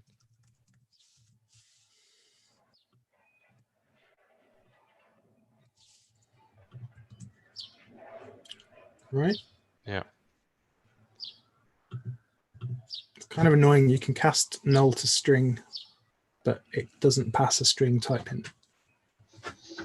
So this solved something because we had 4 tests failing first. Yeah, it's a bit hard to follow along, but. Sorry, so this is line 32. So that's our hack, right? That we add a new line there. But why is it complaining? That is our hack. Yeah. Why do we need that? We did that because we were doing the other hack with the lines and stuff. Did you take this hack out? Let's take it out and then make stuff work the right way in anyway, right? Because Okay. Yeah, but that's all right. Now it's so let's look at this test first. Which one is it? Parse is an empty feature. So what we want now, so we are using the feature function. So can you go to feature? This one uses the feature keywords followed by. Oh, we really need to fix that. Then it's a text line. A text line can be the end of. Text line is what we just wrote. Yeah. So actually, let's ignore this test and let's go. Let's make sure text line is that we're happy with that, and then fix other stuff. So we added this without writing a test. Yeah. So let's write tests for this stuff, and then. Let me. In fact, this is sort of the point where I feel that the lack of code organization is starting to really annoy me. So what I would want to do now is make a separate test class for text line, move everything there. I agree that needs to happen. We also need to fix auto loading if they're going to be in different. We need to move all the functions into their own file. Yeah, but we can. So yeah, we can either fix that properly, or we can just now move all the functions into a file in the same folder as the test. And because I don't want to spend too much time on code organization, just enough to stop being annoyed by it now. And then just do like require once in our test file or something.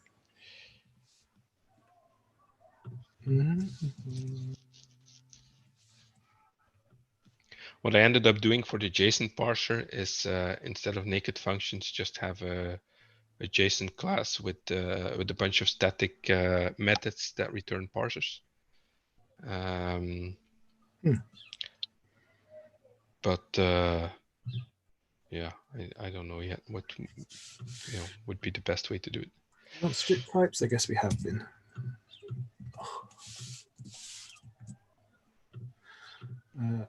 So now stuff's not in there anymore. Probably a lot of this is gone.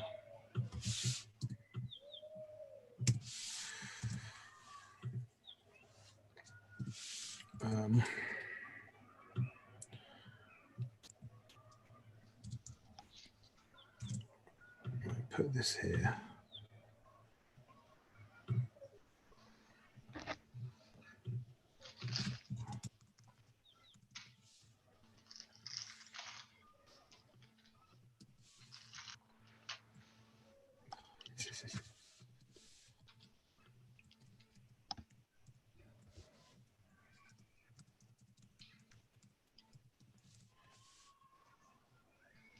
And then up here somewhere, right? Can you require before the namespace? Whoa. I don't think so. I'm not sure. I'll tell you in a few seconds.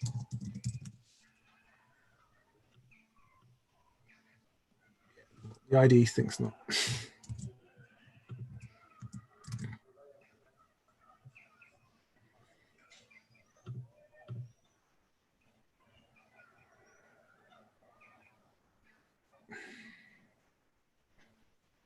Oh.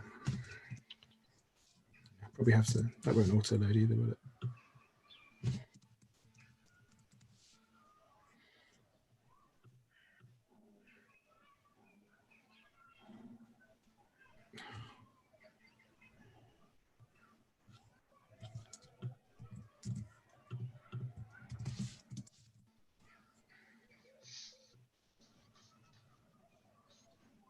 Okay, these are the failures we had before. All right. So now, make a class test for text line. Yeah, let me just. At the bottom, if you.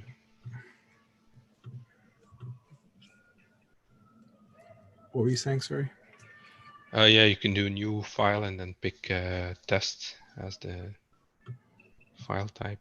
Is there a fancy extractor class? There isn't. I think that's coming in the new version, but I'm not sure. Yeah. Bottom of the list.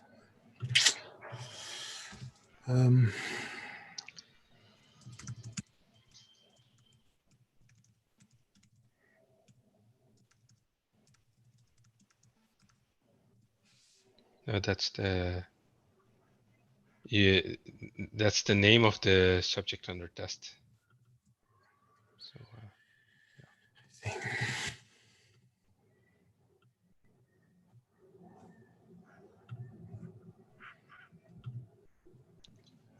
Yeah, maybe next time let's before the session make sure the code is organized properly, because it's probably terribly boring.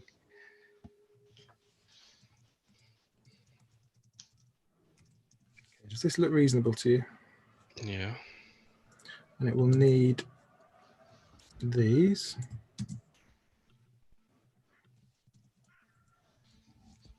You can run it and it will complain. And then we can move this one. Is that the only one we've got for text line? Yeah, I think so. We just started on that.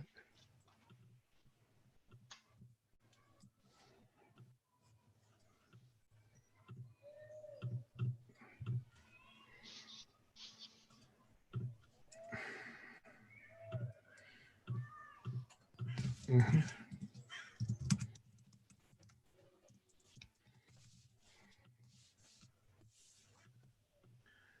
Oh, I hit debug by accident. Still worked.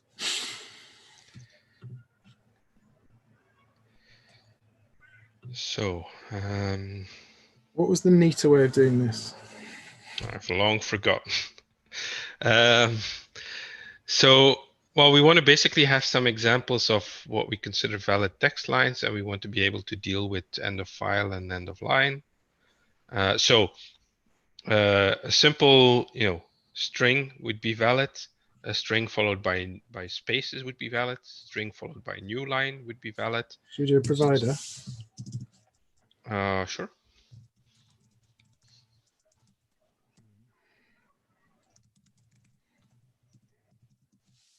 It needs to be static. Well, in modern PHP unit, but I don't know about this version. No, wrong place.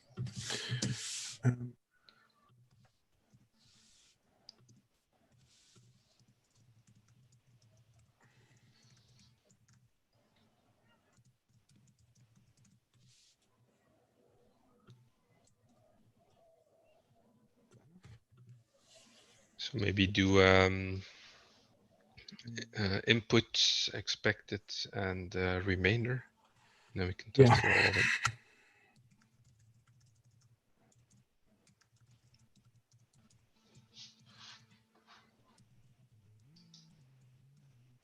Spelling. And that's a string as well, the remainder, is it? Well, it's just actually a string stream, but we can cast it. Yeah.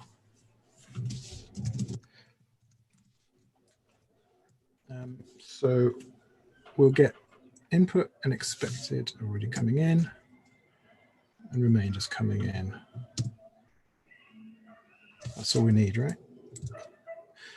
But I shouldn't have deleted that stuff. So yield. Do you want to do an array or a generator? Either is fine. What do I want to yield?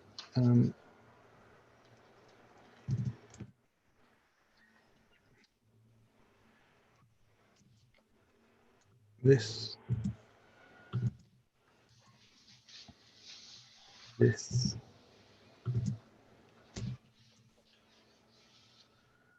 And this, right?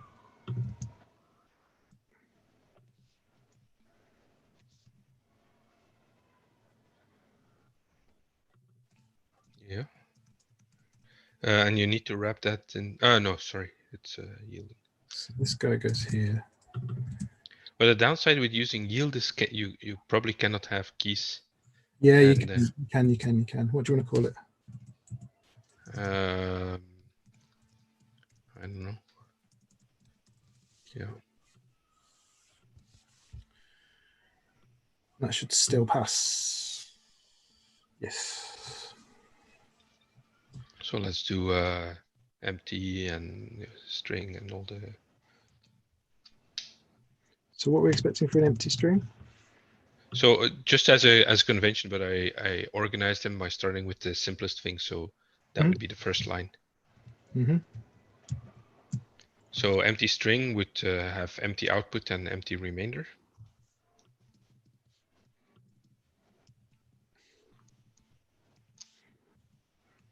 Let's find out. And then a string without any white space. Yeah.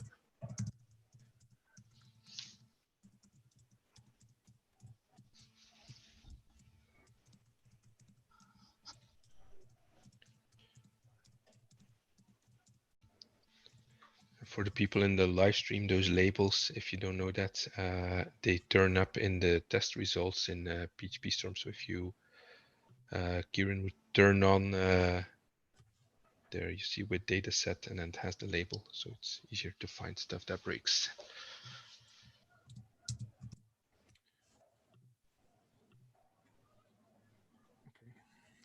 What about leading white space? What are we expecting to happen there? Keep it, I guess. But we may want to trim it as well, because given space foo, people will expect that to be the same as given space foo. So we had an R trim, but maybe we should make that. No, but I think the example. Where does anything live anymore? We're using. Sorry, bear with me. My brain's working. I don't know what you're looking for now. So it gets the feature keyword. I was just checking we weren't already taking that space into account. We're not. Yeah, but I want to not focus on feature. I want to focus on text line. Make sure that. I just wanted to see if we were already taking that out somewhere else. Okay. I agree. Text line should do that. Yeah. So I want text line to work, and then rebuild all the stuff that depends on it to do it properly. Because last week we made a little bit of a mess, well, knowingly, but still a mess. So here, yeah, this would be what I think is the right way to do it, no matter if Cucumber does that or not. And so now what we need to fix this is to replace our R trim by a trim. I'd say. Just as a question, do you find yourself R trim as a trim? Trim includes line breaks. Yeah, but we will not parse line breaks. We will stop at the first line break. That's what a text line is, right? Because that doesn't include line breaks. Yeah. Maybe we should actually write a documentation for the text line function here, and say exactly what it does. So it's a single line of text stripped from a white space on both ends, and so it obviously, because it's a single line, it stops at so we don't. Yeah. As an aside, do you find yourself running individual tests quite a lot, not the whole suite? Depends. Like here, for example, because we're specifically working on this, I would probably run the whole suite all the time, unless I'm doing something that breaks a lot of other stuff and I want to focus on the one thing. And so there's not really a. Yeah, I'm sort of going with the way you want to do it. I would. Yeah, so here I would probably run the one test, because there's so much other stuff that we're breaking now. Yeah. On purpose, that we know is breaking, but we want to focus on this unit. But I can't do that normally. So I would try and. What do you mean you can't do that normally? Normally I will try and avoid that situation where any tests are breaking. Yeah. I don't have that mentality of like, leave that broken thing, build the new thing that's going to plug into it. Right. I tend to try and do that. I'm trying to think when I would do that and when not. But so here, part of the thing is I feel we're very much still in a proof of concept phase, right? I might all the stuff we're doing now. Well, we're sort of shifting out of it with text line. This is like text line and keywords. I think my heuristic for that, and I think it's probably reflecting. I have less sort of ability to focus on lots of things at the same time, or keep lots of things in my head. Yeah. So maybe it's like, how much breakage can you feel like you've kept track of? Yeah. And you know that you're going to go back to in a moment. Yeah. But here, so the way I would express it now is last week, everything we built was exploration, wasn't engineering, right? Because there's so much stuff we didn't know yet about how we wanted to behave, etc., and how it would work. Now we sort of shifted into engineering. So we're writing text line. We want text line to work. So what we actually could do right now is just get rid of everything else and only keep keyword and text line. Well, maybe move keyword and we don't actually have to do that. We could still get rid of only of our implementations and keep our tests, because the tests are probably going to be fairly, they're probably okay, but our implementations are not, right? Okay. And the evidence is that we have functions called followed by 0 or more empty lines and some indent on the last line. Yeah, that's so evidence for the unfinished nature of that. So that explains the difference. You've kind of written these off. Yeah. Actually, I would. I would get rid of them. We can very easily rebuild them from better building blocks, and that's going to be easier than fixing them. But text line, so text line is the unit we're doing now. Keywords, we're also pretty happy with that, and token, token as well. Just use by keyword. Okay, so I'm happy deleting those. Yeah. And which of these tests? So let's ignore this for now, and let's go back to text line. Make sure that we have all the cases. So then I would actually commit text line, and then we can start. We start thinking. So what else do we need to take into account? So Whitespace without a line break. Yeah, and Whitespace only is also valid.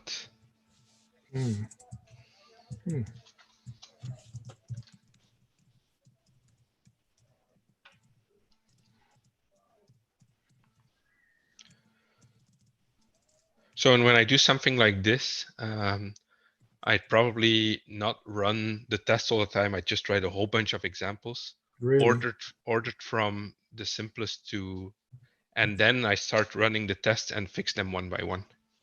But that's more of a habit. That's not like a specific recommendation, I think.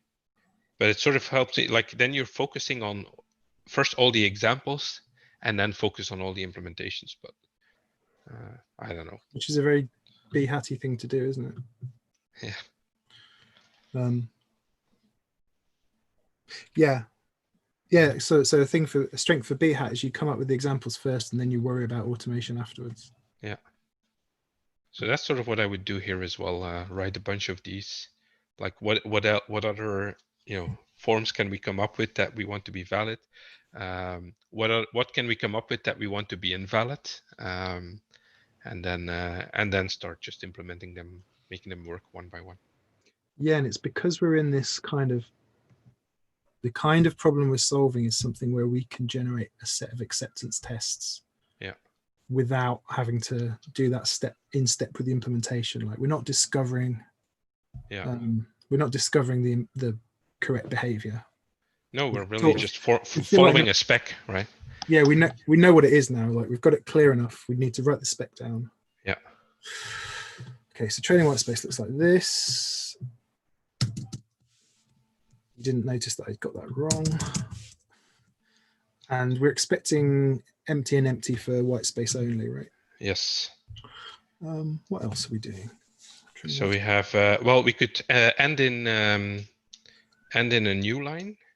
So we have with line break, but that's so the same thing but without the foo. Let's do it that way. Yeah.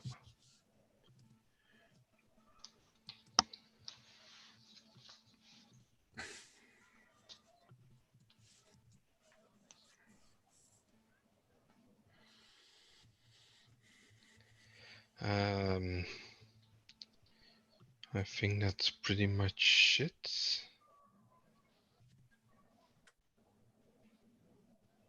And that's all working. Nice.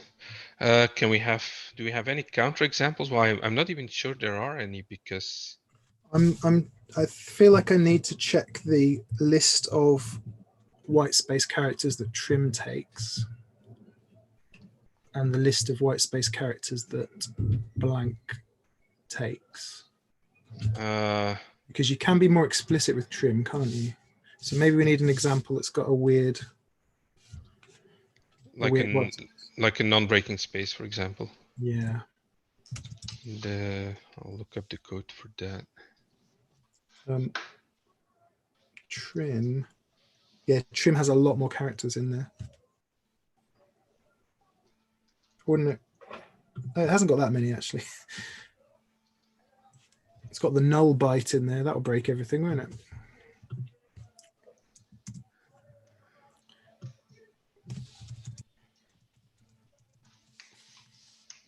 So what should happen in this case? Wait just a second, I'm Googling.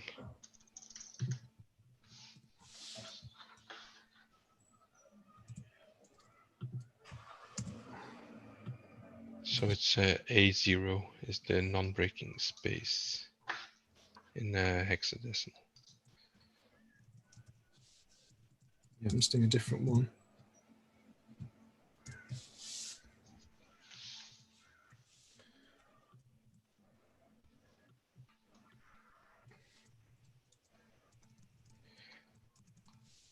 I don't know which of these Cucumber allows, to be honest. We're going down a rabbit hole. Was it A0 you said? Yeah.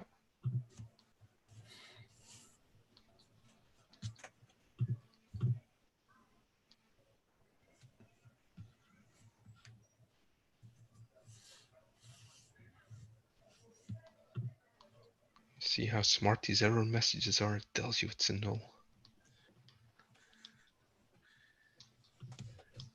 Yeah, that's good. And you're saying this format is something that GitHub Actions formats nicely? No, that was something else. That was up to docs. Oh, sorry. Yeah. But you could write actually parser testers that, or you could write code that it's very easy to emit something that GitHub Actions can interpret. So you could do that with this kind of thing as well, indeed.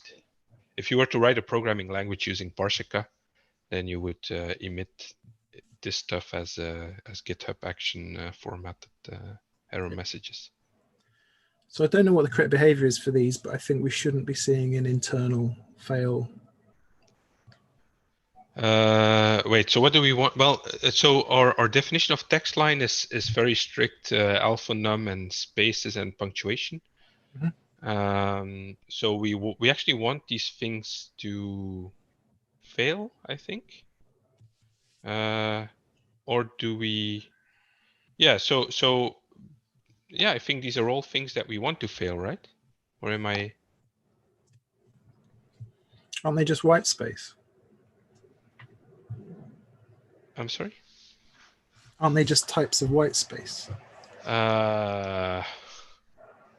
Well, yeah, some of them are, but null bytes, I don't know. Like if I mean, because if there's something like an invisible thing in there that will,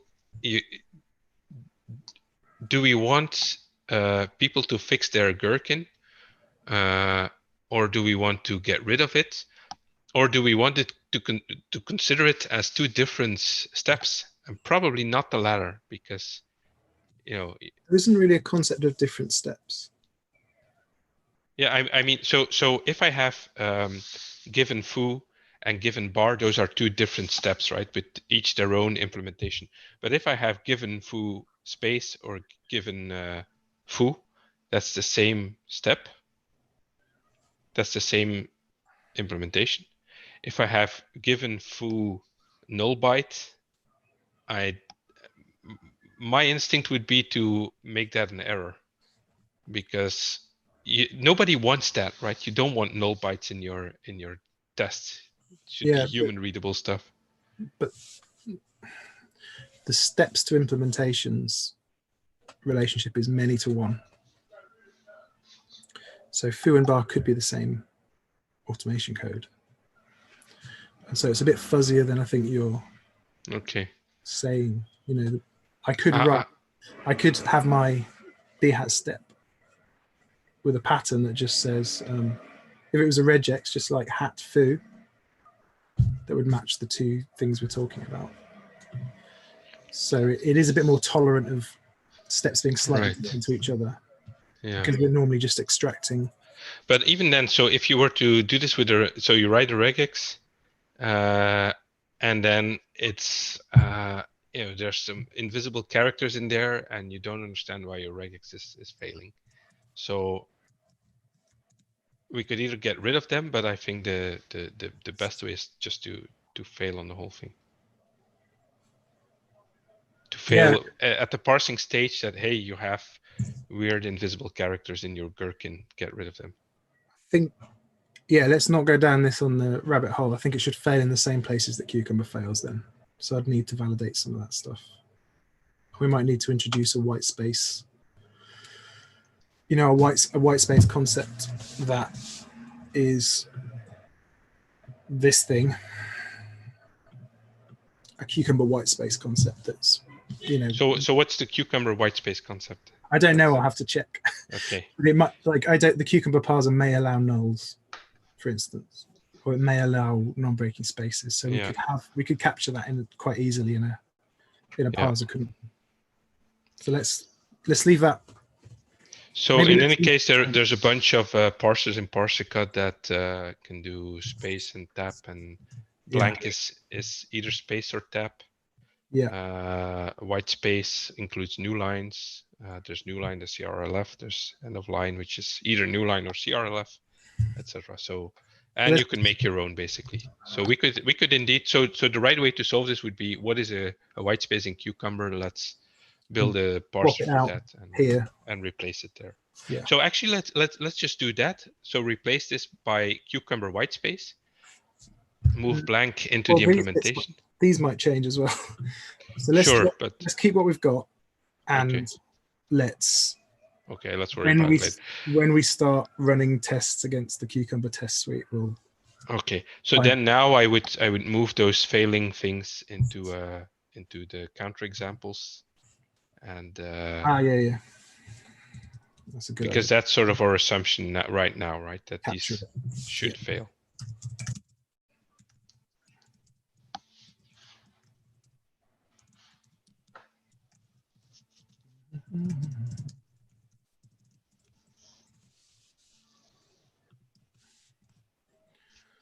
And is internal fail meant to be thrown by a parser? Well, the thing is, I'm going to reorganize that anyway, but it's it's a bit messy right now, which is internal and which is not. Also, it's actually you're supposed to catch parser failure, which is not internal, but that's just an interface. That's a throwable. And then the way it actually works is, I'm not sure if that's a good idea or really stupid. So if you do parser run, you get a parse result. A parse result can be either a fail or succeed. And fail is actually, so it's a parse result, but it's also a parser failure. So it's also an exception. So if you do parser run, the result, you can actually throw that yourself, if that makes sense. So if you were to write run now instead of try, and the reason for that is, so instead of try, so you could do it. So the reason for that is run is also used internally, because combinators sometimes need to run the parsers that they're given, and then try is really just a wrapper that. So if you look at try here, you'll see that it calls run and then throws the output, throws the result. But you can do that yourself. Basically, you get a result. You don't need to build your own exception, or you just throw the result. So instead of looking for exceptions, we can do. Yeah, or a search true is failed, but same thing.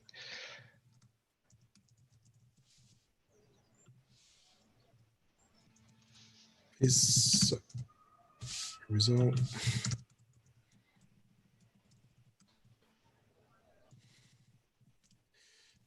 Oh. But all of that exists in the parser assertions trait that comes with Parsica. Yeah. But, yeah, maybe this branch I should update the. Yeah. Before next time I'll update. I promise. So let's try this. Okay. Yeah, and we could test if we wanted to. So everything that is in those error messages, like the position of the error and the expectation, etc., you could also test for that if you want, because you can access that from result. Yeah. So should we ignore? Should we split off tests one by one from this file into new files? Well, so are we happy with text line now? Is that finished? Can you think of more? Not really. Let's Try commit some other that. alphabets. Should I put an emoji in? Sure.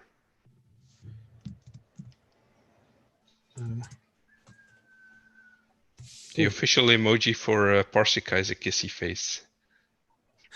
Yeah, let me just copy and paste it from the chat. I'm getting a weird thing with my. This one? Sure. Actually, it's not. It's a face surrounded by hearts, but it doesn't matter.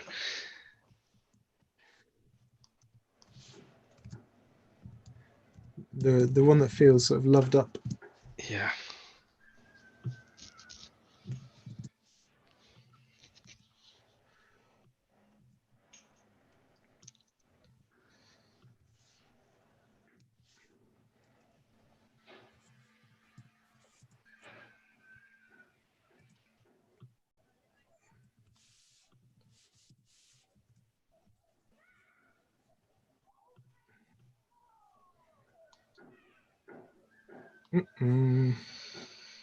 And the reason is because if you now go to the text line, we were very strict about alpha num.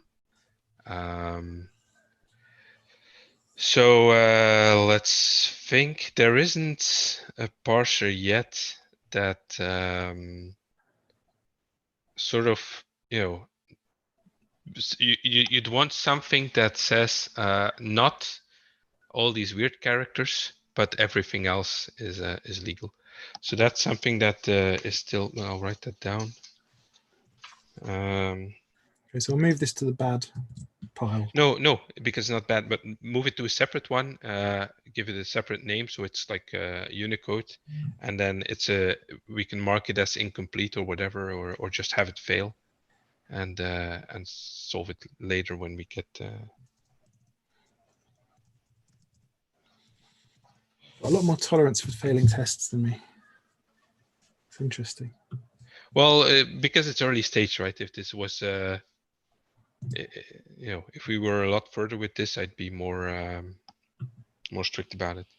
But I don't want to put something in a bad example when it's a good example that we haven't implemented yet. This is in fact a bug compared to, if Cucumber accepts it, then.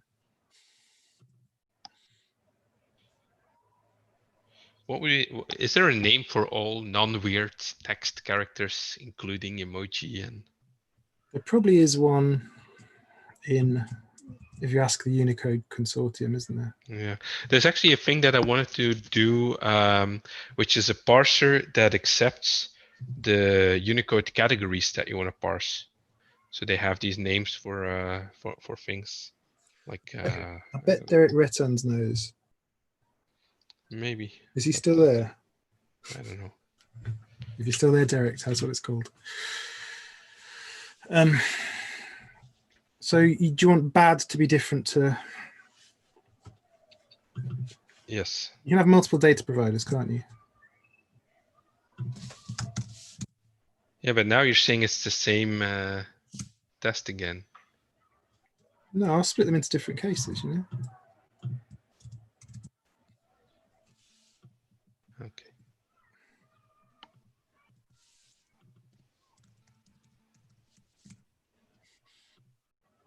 Make that not yet supported. All right. Yeah, that'll work for me. What's the Yeah, time? I'll even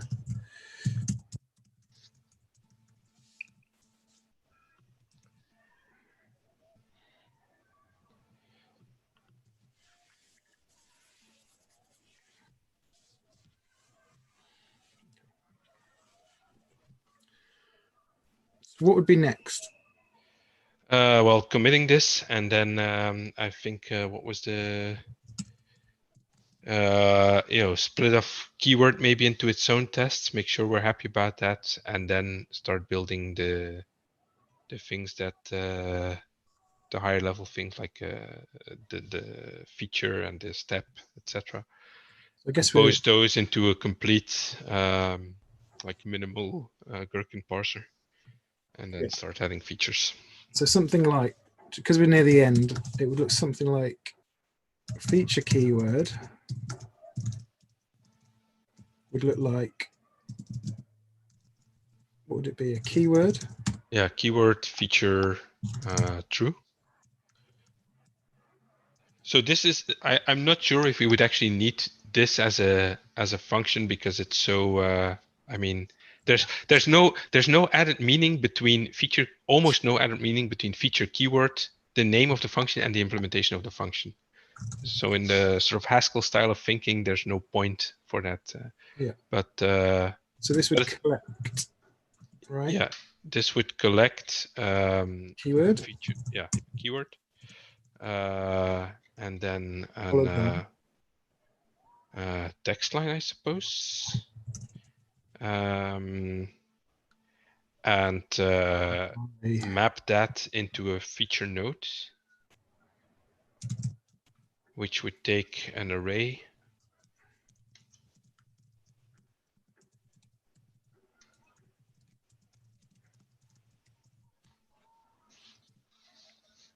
Then we have to remember the constructor, don't we? So title is outputs 1. Yeah, that's the text line. Description, we don't have that yet. Tags we don't have yet. Background we don't have yet. Scenarios we don't have yet. Keyword would be output 0. Yeah. And in fact, we might, I don't know how that's going to work when we have multilingual, but yeah. You missed the square brackets after output 0. So for multilingual, would we have the language here and then somehow maybe, yeah, get this from a lookup function? Yeah. Get that from because actually it's going to have to part the first line is going to tell it what language to be in. Well, yeah, and another way to do it would actually be to just have a bunch of parsers for every language. So instead of seeing it as let's give a bunch of data about language to the parser, it could be let's make a bunch of parsers for the language specific stuff, and then give those parsers to the other parsers to combine them. So it's more like polymorphism than data. Yeah. Or functions as data, or whatever you want to. So at the moment they don't differ that much, apart from the keywords are different. Yeah. But it would unlock things like right to left. Yeah, exactly. You could. Yeah. You could change what your white space is. Yeah. And this is the same thing with, for example, the Jsonparser we wrote in the weekend. Right now it's just it's basically it has the same output as the JSON encode in native PHP. So it's just arrays and objects. But you could take the code, all the individual parsers from that JSON parser. So there's string literal, and there's number, and there's object, and there's array, and you could add your own maps and stuff to it. So you can, instead of, so the way you normally do JSON in PHP is you run JSON decode. You take that sort of naive structure, and you need to still map that to your own types. But you could do all of that in one step by simply reusing some of the parsers from that JSON parser and recomposing your own JSON parser. And you don't, so same thing here, right? We're not, the way Behat works is first do lexing. So basically find all the tokens and then interpret those into an AST. With Parsica, where all of that is one step. It's find stuff and map it to objects, and then those are mapped into bigger objects. So we're going to, right now we have a feature node, but we will have something that is feature followed by steps, and the output of that will be a bigger thing. Yeah. Or it will, yeah, or it will have the steps in there, right? It's we're going to have to parse the tags which come before the feature. We're going to have to parse the steps that come after. Yeah. There's some comments in there. Yeah. I guess so it's really it's all composition. It's all function composition, and it's super powerful. Yeah, it's really interesting. The downside is that PHP is not written for this kind of thing, and I did a little bit of like just quick sort of profiling, and right now it's not looking good if you write a parser with Parsica. So I suspect the two reasons are: one, it's doing way too much string allocation, and we need to solve for that. The other is just that PHP doesn't deal with all those. It's not very performant, I think, when dealing with closures and passing functions around. And that might be solvable with, for example, with an inliner. But I don't know if anybody has written something like that for PHP. So we'd have to write it ourselves. Yeah. But there's no, like, I think there's no theoretical reason why partial combinators should be slow. They're slow in PHP, and I don't know if it's solvable, but they've, people are using them for 20, 30 years in Haskell, and like, I know language like Elm and PureScript, and they are all implemented using partial combinators. So I think the concept is perfectly well, and not even parsers, but everything in Haskell is code like this, where you're just sort of passing functions around and combining them into higher order functions, and so yeah, this is it would be it would be interesting to see how performant we can get this. So right now, if people watching this, if you're going to parse millions of inputs per minute, don't use Parsica yet. But I'm using it in production for like stuff like static sites where you re-render the site once a night, and that's it. So the cost of the performance isn't very high. Yeah.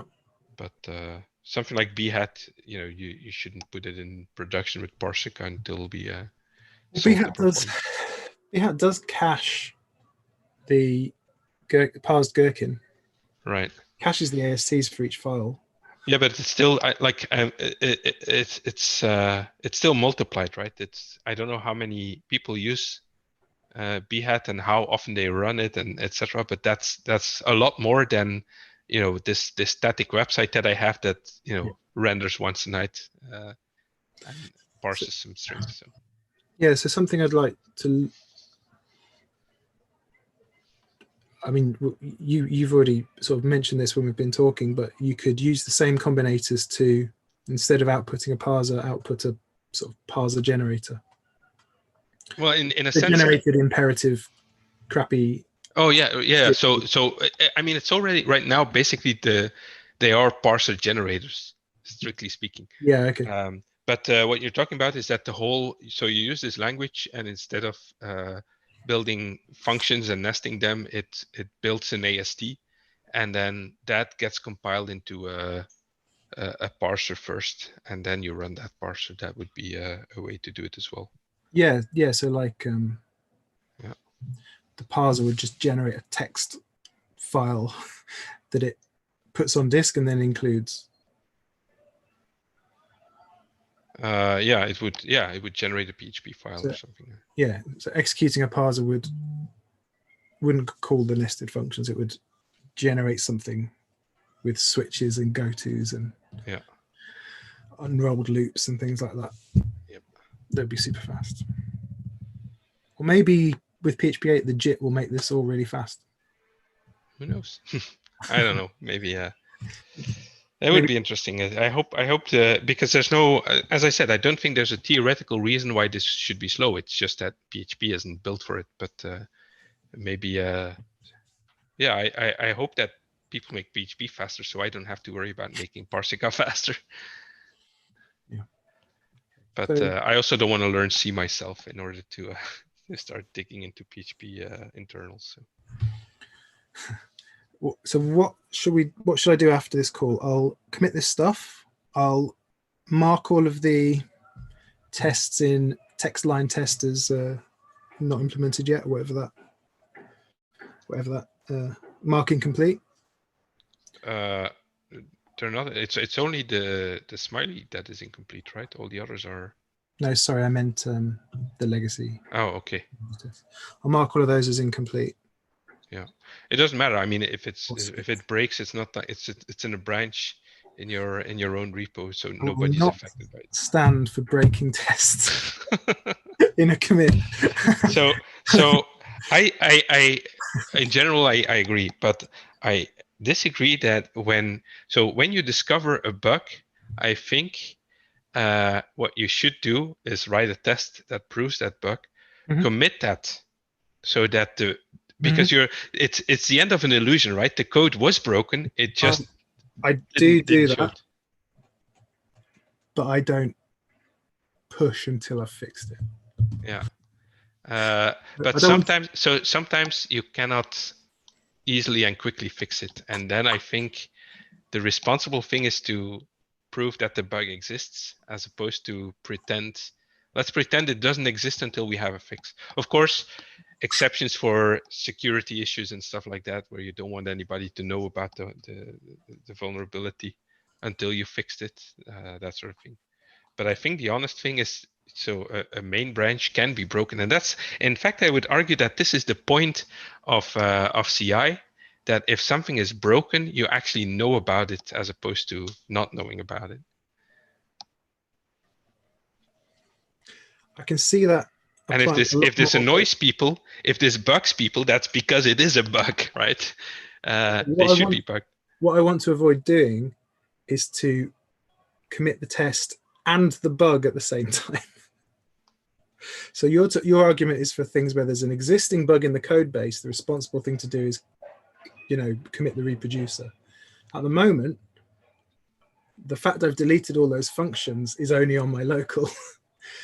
Sure. Yeah. This is different, of course, because it's not. We didn't discover a bug in production code. We've just made building, deleting a lot of functions. Yeah, we're doing it. It's really a greenfield thing that just happens to be built on top of.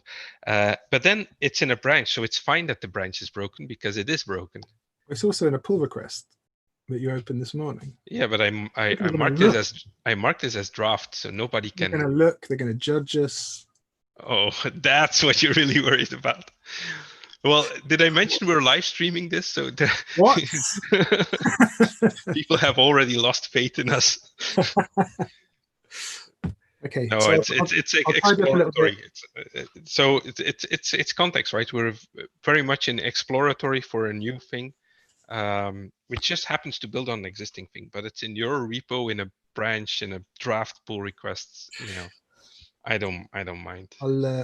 I'll tidy these things up and commit them before next time. What do we want to do before next time?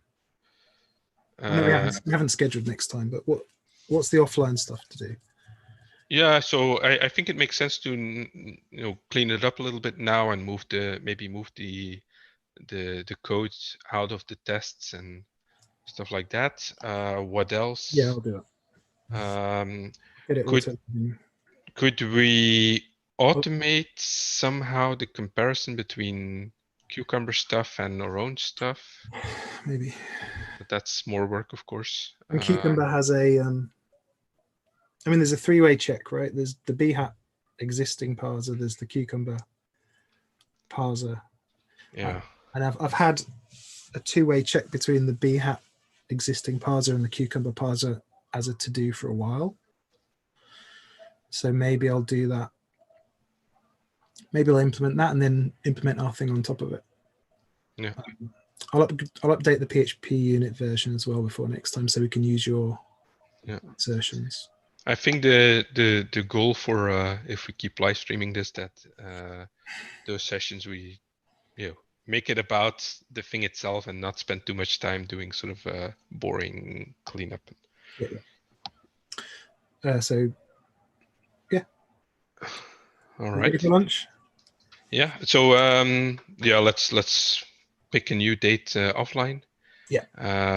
If anybody is still watching this, we'd love to hear your feedback. So maybe do that on Twitter. There's the 5 left.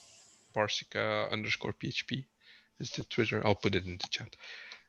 And yeah, let us know if you try Parsica and if you do fun stuff with it. I'd love to know. There are a few people saying they were going to watch it later, so we might get some good feedback from them. All right. All right. Thanks a lot, Matthias. Thank you, Kieran, and thanks everybody for joining. Yeah, so see you next time. Bye-bye.